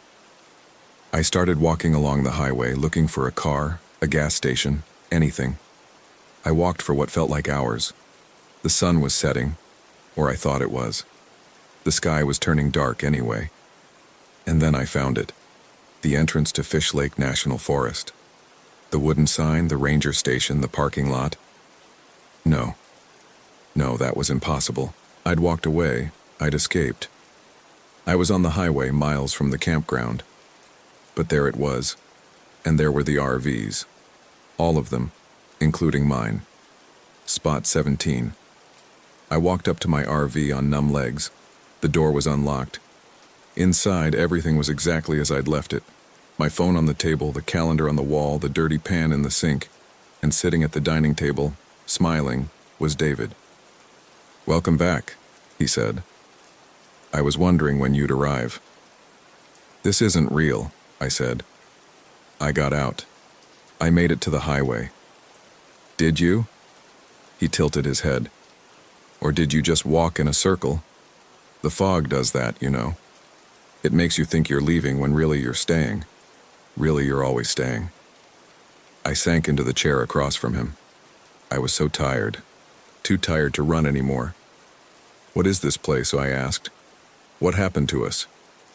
"We forgot," David said simply. "We came here and we forgot who we were, and now we're whoever we decide to be, or no one at all. It's peaceful, really, once you stop fighting it. I don't want to forget. You already have. You can't remember your mother's face, can you? Or your childhood, or what you do for work. It's all gone, Jessica. The fog took it, and soon it will take what's left." He stood up and walked to the door. Before leaving, he turned back to me. "The others are waiting," he said. "When you're ready, come join us. We're all together now. We're all the same." The door closed behind him and I was alone. I sat there for a long time, staring at my driver's license on the table. Jessica Marie Lane, 28 years old, from Portland, Oregon. I tried to remember Portland. What did it look like? What did it smell like? Nothing, just blank space. I tried to remember my family. Did I have siblings? Parents? A dog? A cat? Nothing. I tried to remember yesterday or last week or last month. Nothing, nothing, nothing. All I had were the past few hours, or days, or weeks, I couldn't tell anymore. And even those were starting to blur. Had I really run through the woods? Had I really met Maya and Tyler? Or had I dreamed that part? I got up and looked in the bathroom mirror. My face stared back at me. I knew it was my face because it was attached to my head, but it didn't feel like mine. It was just a face. It could have belonged to anyone. The fog pressed against the window. I could hear voices outside now calling to me. David's voice, Maya's voice, others I didn't recognize. They were all saying the same thing. Come outside, join us, be free. I found a pen and paper and started writing. I needed to document this, needed to leave some record in case... In case what? In case I forgot. I was already forgetting. By the time I wrote this down, I might not even remember why I was writing it. But I wrote anyway. I wrote everything I could remember, which wasn't much. Names, dates, places, facts without context, a map without a legend. My name is Jessica Lane, I think. I'm at Fish Lake National Forest, I think. Something happened with the fog. People changed. They went into the woods and came back wrong. Or maybe I'm wrong. Maybe they're fine and I'm the one who's broken. I don't know anymore. The voices outside are getting louder. They want me to come out. They want me to be with them. To be like them. Empty and clean and free. I'm so tired. Maybe it wouldn't be so bad. To let go. To forget everything and just exist without the weight of memory. Without the fear of who I was or who I'm supposed to be. The fog is seeping in through the vents. I can smell it. Copper and something else. Something sweet and rotten. My hands are getting cold. My fingernails are starting to turn black. I should be afraid, but I'm not. I just feel tired. So tired. They're knocking on the door now. 3 quick raps. David's voice. "Jessica, it's time." And maybe it is. Maybe it's time to stop fighting and just let go. I'm going to open the door. I'm going to go outside. I'm going to join them. But before I do, I need to write this down. I need someone to know what happened here, even if that someone is just me tomorrow after I've forgotten everything again. My name is Jessica Lane. At least I think it is. The fog came down that night, and we forgot everything, except the fear. But even that's going away now. I'm opening the door. I'm stepping outside. The following was found written on a piece of paper in an RV at Fish Lake National Forest, Utah, discovered by park rangers on October 19, 2023. The RV was registered to David Brenner and Jessica Lane of Portland, Oregon. Neither individual has been found. The campground was empty when rangers arrived, though 5 RVs were present, all unlocked, with personal belongings still inside. There were no signs of struggle or foul play. An investigation is ongoing.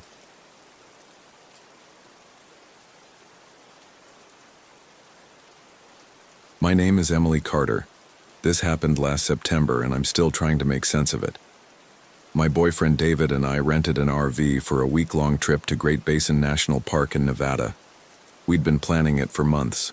Both of us needed to get away from work, from the city, from everything. David had just finished a brutal project at his architecture firm, and I was burned out from teaching. We thought a week in the wilderness would fix us. I should have known something was off when we couldn't find the campground. We left San Francisco on a Tuesday morning. The drive took longer than expected, traffic through Sacramento, then the endless stretch of highway through the desert. By the time we crossed into Nevada, it was late afternoon. David was driving. I had the GPS pulled up on my phone, and he had the dashboard navigation running on the RV's built-in system. "Turn right in 500 feet, the phone said. "Continue straight," the dashboard said at the same time. David laughed. "Well, which is it?"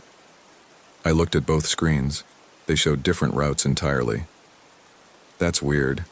Mine's saying to take Highway 487. Yours is saying to stay on 50. Let's go with the dashboard one. It's probably more updated for RVs." So we stayed on 50. The sun was getting low, casting long shadows across the sagebrush. We passed a gas station, a few scattered houses, and then nothing. Just desert and mountains in the distance.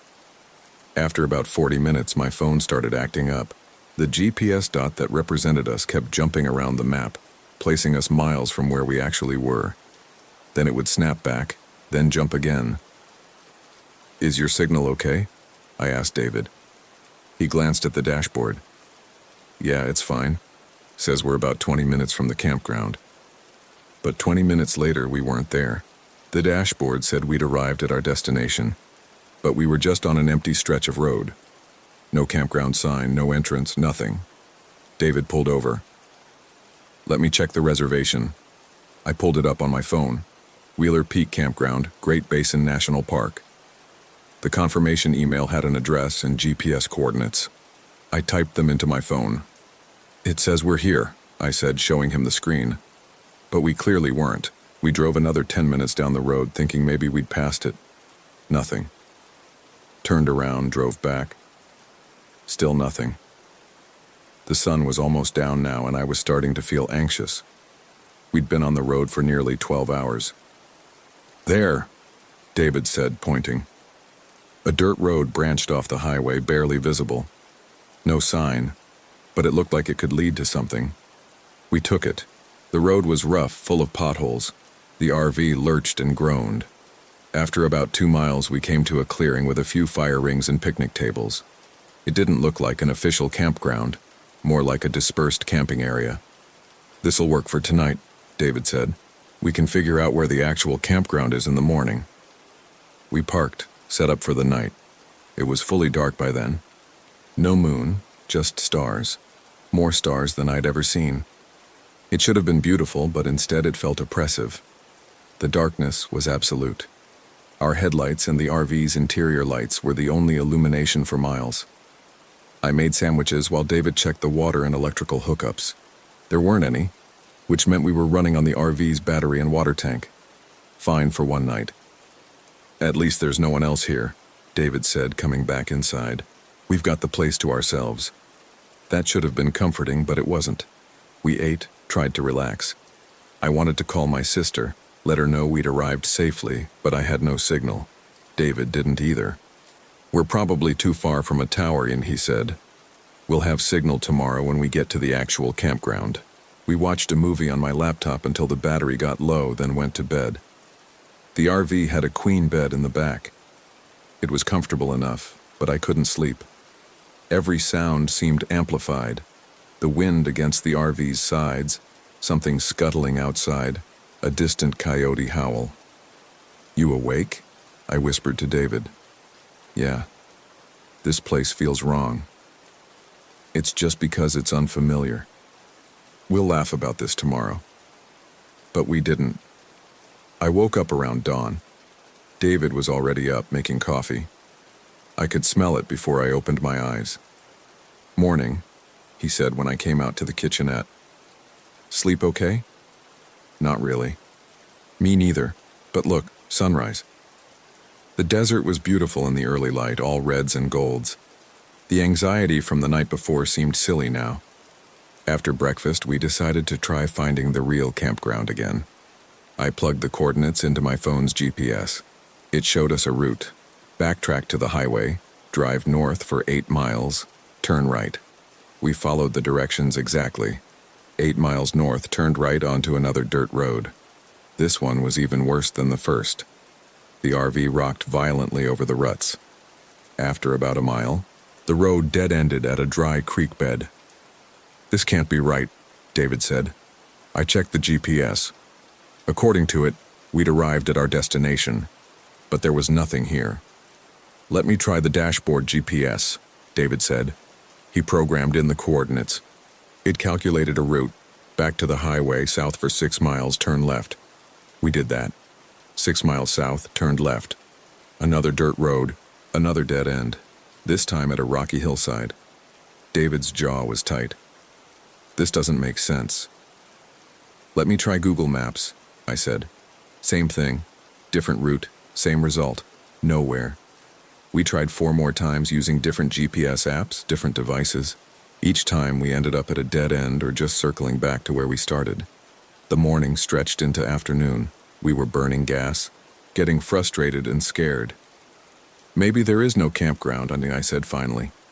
Maybe the coordinates in the email were wrong. But I confirmed it with the Park Service last week, David said. They said Wheeler Peak Campground. Gave me directions. Call them again. No signal.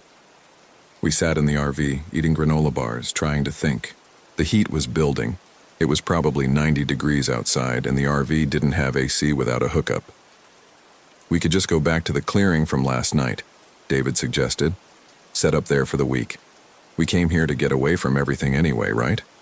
It wasn't a terrible idea. We had enough food and water for several days. The clearing had fire rings for cooking, and honestly, I was tired of driving in circles. Okay, I said, but let's try to get to a town tomorrow, make sure the RV's okay, and maybe find a working phone. We drove back to the clearing, or at least we tried to. This is where things got really strange. I was navigating, watching the GPS. Okay, turn right up here, that should be the road back to the clearing. David turned, but after about 5 minutes we weren't on the same road. This one was paved, newer. We'd been on dirt before. Did we take a wrong turn? David asked. I don't think so. The GPS says we're on the right road. We kept going. After another 10 minutes, the paved road turned to dirt. Then it ended at a fence line. Private property, no trespassing. What the hell? David threw the RV into park. I looked at the GPS. It says we're at the clearing, but we're clearly not. We turned around, tried again. This time we ended up at a different clearing, smaller, no fire rings, just empty desert.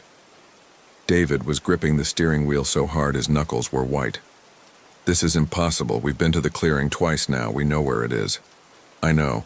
So why can't we find it? I didn't have an answer. We tried for another hour. Every time we ended up somewhere different. Sometimes we recognized landmarks, a distinctive rock formation, a dead tree. But they'd be in the wrong place, or we'd approach them from a different direction than before. The sun was getting lower. We were down to half a tank of gas. We need to stop, I said. We need to pick a spot and just stop. David nodded. He looked exhausted and scared, which scared me more. David didn't get scared. He was the steady one, the problem solver. We pulled off at the next clearing we found. This one was larger, with several fire rings scattered around. In the center was a circle of rocks that looked like they'd been arranged deliberately, too perfect to be natural. I don't like this spot, I said immediately. "Emily, we don't have a choice. We're burning gas and it's getting dark." He was right. We set up for the night. I'll skip over the details of dinner and trying to relax because nothing relaxed about that night. The circle of rocks bothered me. They were about 15 feet across with maybe 20 stones arranged in a perfect ring. Each stone was roughly the same size. In the center was a flat rock that looked like it could be a table or altar or something. "People probably just made a fire ring," David said when I mentioned it. "Then why is it so far from the picnic tables?" He didn't answer. We stayed inside the RV after dark. I tried to read, but I couldn't focus. David was on his laptop, trying to use offline maps to figure out where we were. Around 10 p.m. we heard something outside. Footsteps, crunching on gravel. We both froze. "Animal?" I whispered. David shook his head. Too heavy, too rhythmic. The footsteps circled the RV. Slow, deliberate. Then they stopped. We waited. Nothing. "Hello?" David called out. No response. He grabbed a flashlight, started for the door. "Don't," I said, grabbing his arm. If someone's out there, we need to know. Then we'll both go." We opened the door together. David shone the flashlight around. Nothing, no one, just desert and darkness. But the circle of rocks was different. The center stone had been moved. It was now standing upright like a small pillar. "Did you see anyone touch that today?" David asked. "No. We went back inside, locked the door. I know how stupid that sounds. Locking an RV door against whatever was out there, but it made me feel slightly better. Neither of us slept that night." In the morning, the standing stone was back in its original position, lying flat. "I'm losing my mind," David said, staring at it. "We both saw it standing up last night." "So what? It just laid back down." "I don't know." We had to make a decision. We were down to a quarter tank of gas. We had food for maybe 3 more days. Water for 4 or 5 if we conserved. "We need to find the highway," David said. "Just get back to 50, drive to the nearest town, figure this out." So we tried. We drove for 2 hours, following what we thought was the route back to the highway. We passed the same landmarks multiple times. That distinctive rock formation, that dead tree, a rusted barrel. Each time from a different angle, but definitely the same landmarks. And each time, the GPS showed us on a different road in a different location. "This isn't possible," David kept saying. "This isn't possible." But it was happening. Around noon, we ended up back at the clearing with the rock circle. I know it was the same clearing because the center stone was flat again, and our tire tracks were visible in the dirt. David turned off the engine. We just sat there. "What do we do?" I asked. "I don't know." That's when we heard the sound. It came from the north, beyond a low ridge, a humming, almost melodic, not mechanical, more like voices but not quite. It rose and fell in waves. "Are those people?" David asked. "Maybe. Maybe they can help us." We got out of the RV and walked toward the sound. It got louder as we climbed the ridge. At the top, we looked down into a shallow valley. There was nothing there. No people. No source for the sound. But we could still hear it, surrounding us now, coming from everywhere and nowhere. I felt dizzy. The ground seemed to tilt. "We should go back," I said. David was staring down into the valley. "Do you see that?" "See what?" "The air. It's shimmering, like heat waves, but it's not hot enough for that." He was right. The air was distorting, rippling, and in the ripples I could almost see shapes, like figures standing in the valley, watching us. "David, we need to leave. Now." He blinked, shook his head. Yeah, okay." We went back to the RV. The humming faded as we walked, then stopped completely once we were inside. "What was that?" David asked. "I don't want to think about it." We need to talk about what's happening. This isn't normal. This isn't a GPS malfunction or us being bad navigators. Something is wrong with this place." "I know." "So what do we do?" "We conserve our resources. We wait. Someone will notice we haven't checked in. Someone will come looking. But I didn't believe that. My sister knew we were going off-grid for a week. David's work knew he was on vacation. No one would expect to hear from us. And even if they did start looking, how would they find us? We couldn't even find ourselves. That afternoon, we rationed our water and food, took inventory of everything we had. We calculated that if we were very careful, we could last maybe a week, 10 days if we pushed it. We tried the GPS again, more out of desperation than hope. Every app showed us in a different location. One said we were in Utah, another said Arizona. The RV's dashboard said we were near Reno, which was clearly wrong. Around 4 p.m., David decided to hike out and look for help. I didn't want him to go, but we needed to try something. "I'll head west," he said, checking the compass on his watch. "The highway has to be somewhere. I'll walk for an hour, then come back whether I find anything or not. Promise?" "Promise." He took water, a flashlight, his phone even though it was useless. I watched him walk across the clearing and disappear over the ridge. I waited in the RV. Tried to read, couldn't. Tried to sleep, couldn't. Mostly I just watched the clock. An hour passed, then 2, then 3. David didn't come back. By 8 p.m. it was dark and I was panicking. I got the flashlight, went outside and called his name. No answer. I walked to the ridge, called again. Nothing. I was terrified to go farther. Terrified of getting lost too, of whatever was out there in the dark. So I went back to the RV and waited. He'll come back, I told myself. He just got turned around. He'll find his way back. But I didn't believe it. I don't know when I fell asleep. I know I was sitting by the window, watching for David's flashlight, and then suddenly it was morning and I was slumped in the chair with a terrible crick in my neck. David was outside. I saw him through the window, standing by the rock circle, his back to the RV. Relief flooded through me. I jumped up, threw open the door.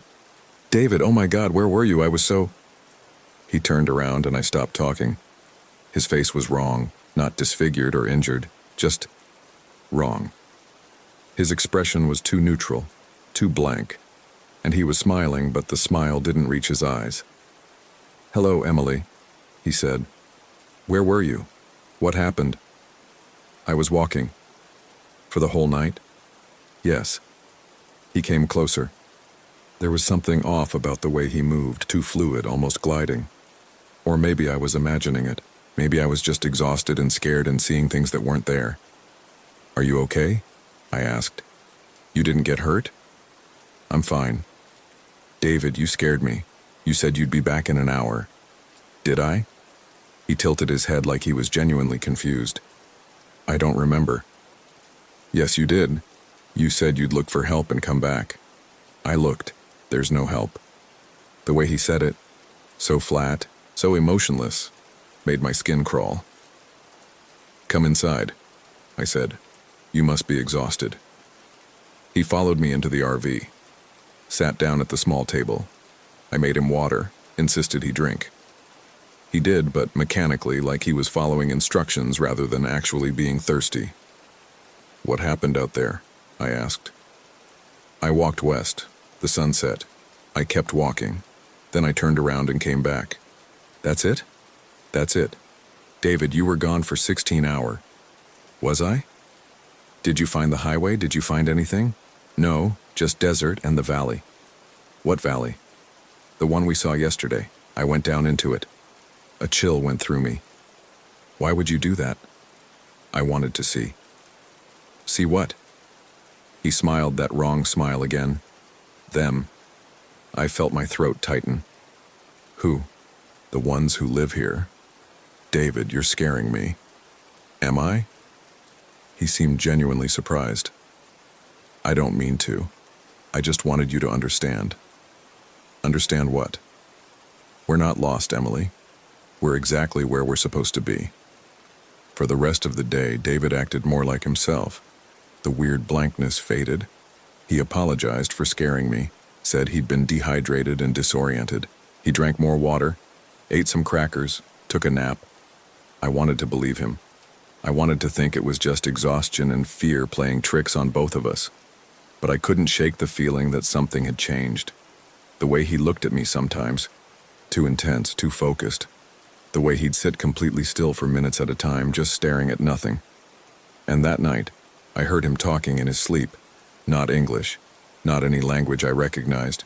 Rhythmic, almost melodic, like the humming we'd heard from the valley.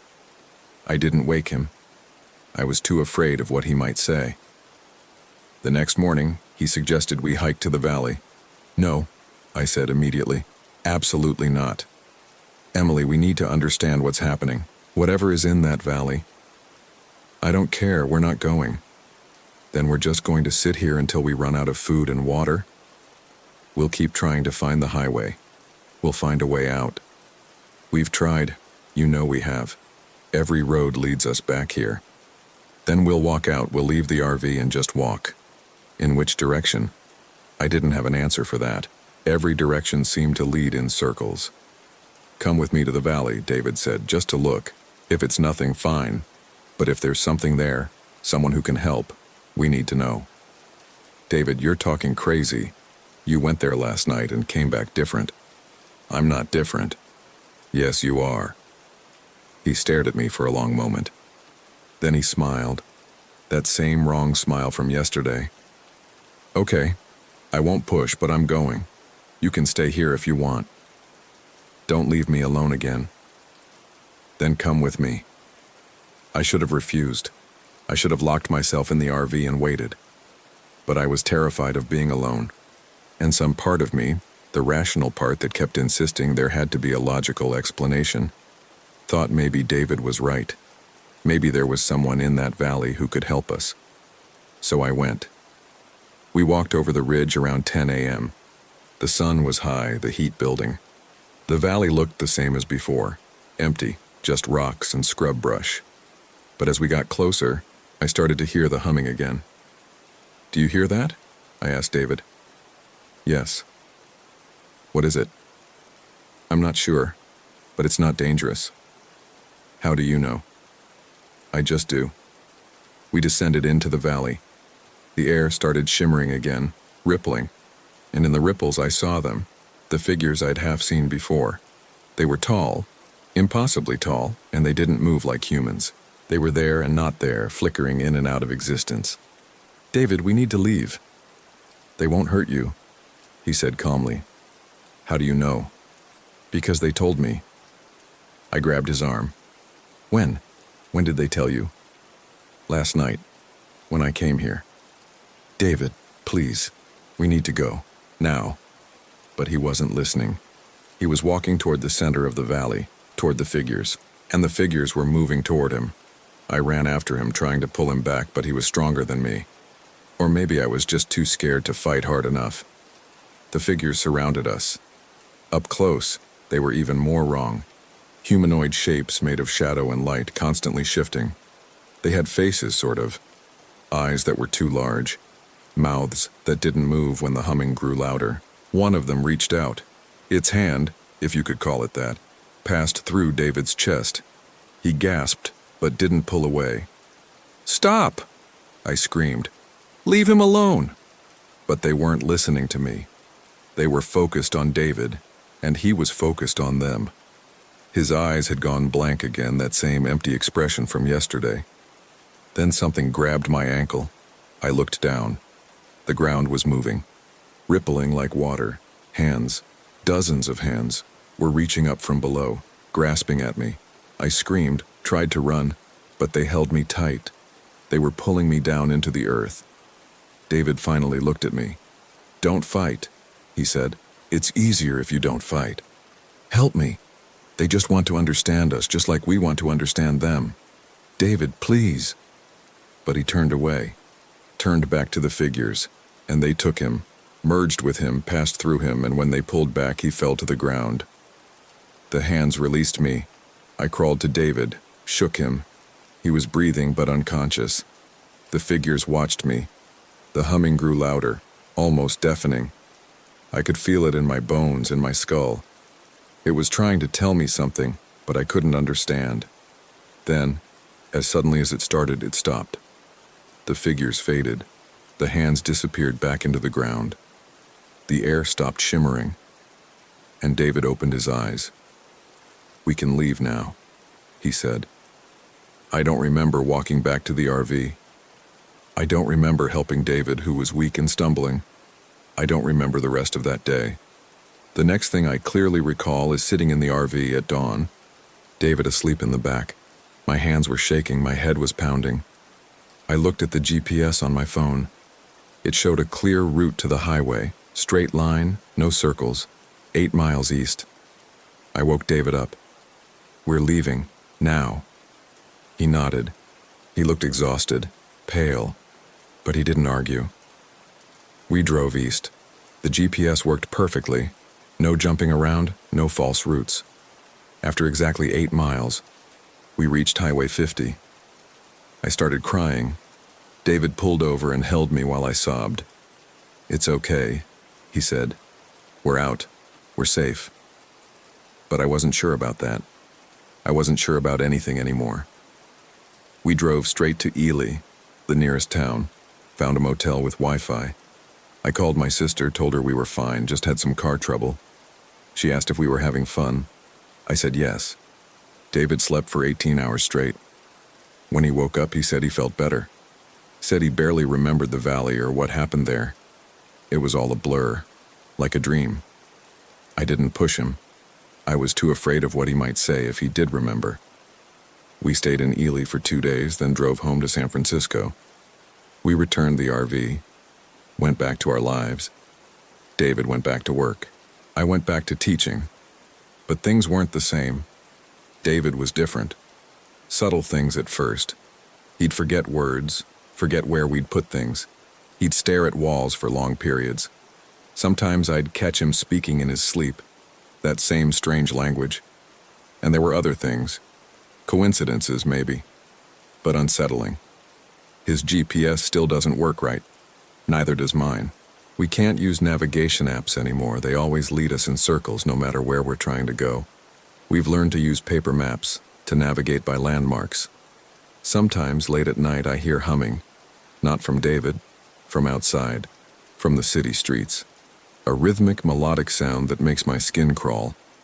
And sometimes when I look at David in a certain light, I see something else. A flicker, like the air shimmering, like something else is there just beneath the surface. Last week, David suggested we take another trip. Maybe back to Nevada, he said. I feel like we left something unfinished there. I said no, he didn't push, but I saw that smile, the wrong smile, flash across his face.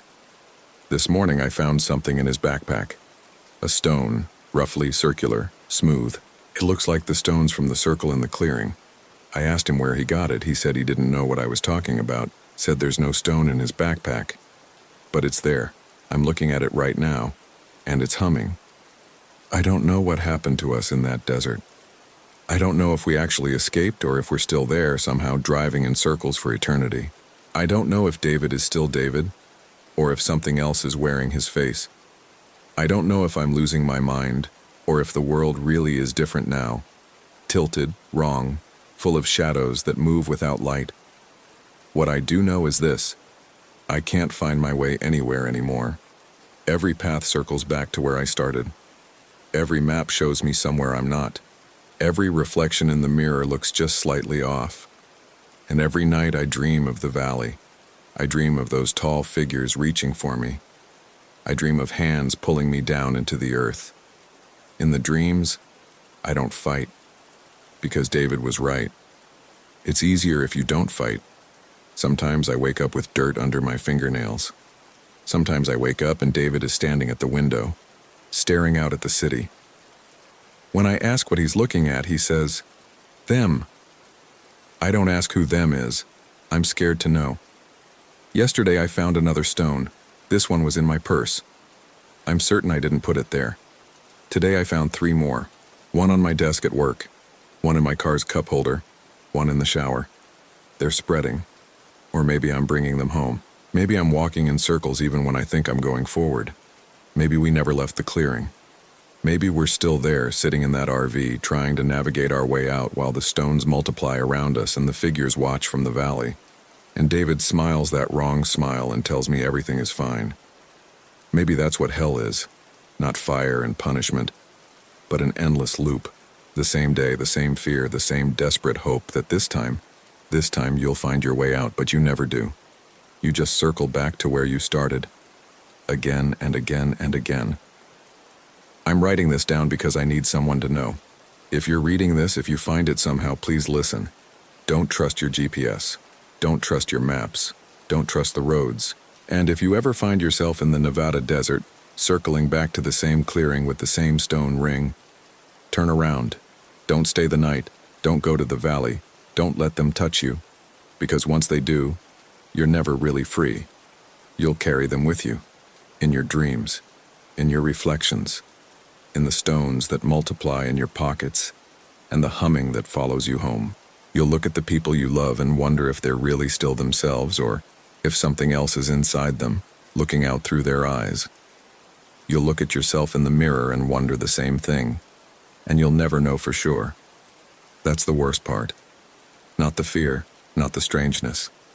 The uncertainty. The not knowing if what you experienced was real or if you're losing your mind or if there's even a difference between the two anymore. This morning, David asked if I wanted to go camping next weekend. Just a short trip, he said. Maybe to the desert. I said no. I said I never want to go camping again. He nodded, understanding. But tonight, when I came home from work, I found a map on the kitchen table, a road atlas open to Nevada. Someone had drawn a circle on it in red ink, right over Great Basin National Park. And inside the circle, in handwriting I don't recognize, were the words, "Come back." I showed it to David, asked if he'd drawn it. He said no, he hadn't seen any map, but his hands were stained with red ink. I need to end this account. I need to stop thinking about it, stop obsessing. Maybe if I just live my normal life, it will fade. Maybe the stones will stop appearing. Maybe the humming will stop. Maybe David will go back to being David. Maybe I'll go back to being me. But I don't think that's going to happen. Because this morning I opened the GPS on my phone. Just to check. Just to see. It showed me a single route. No address, no destination name. Just coordinates. The coordinates for the clearing. And the estimated time of arrival was yesterday.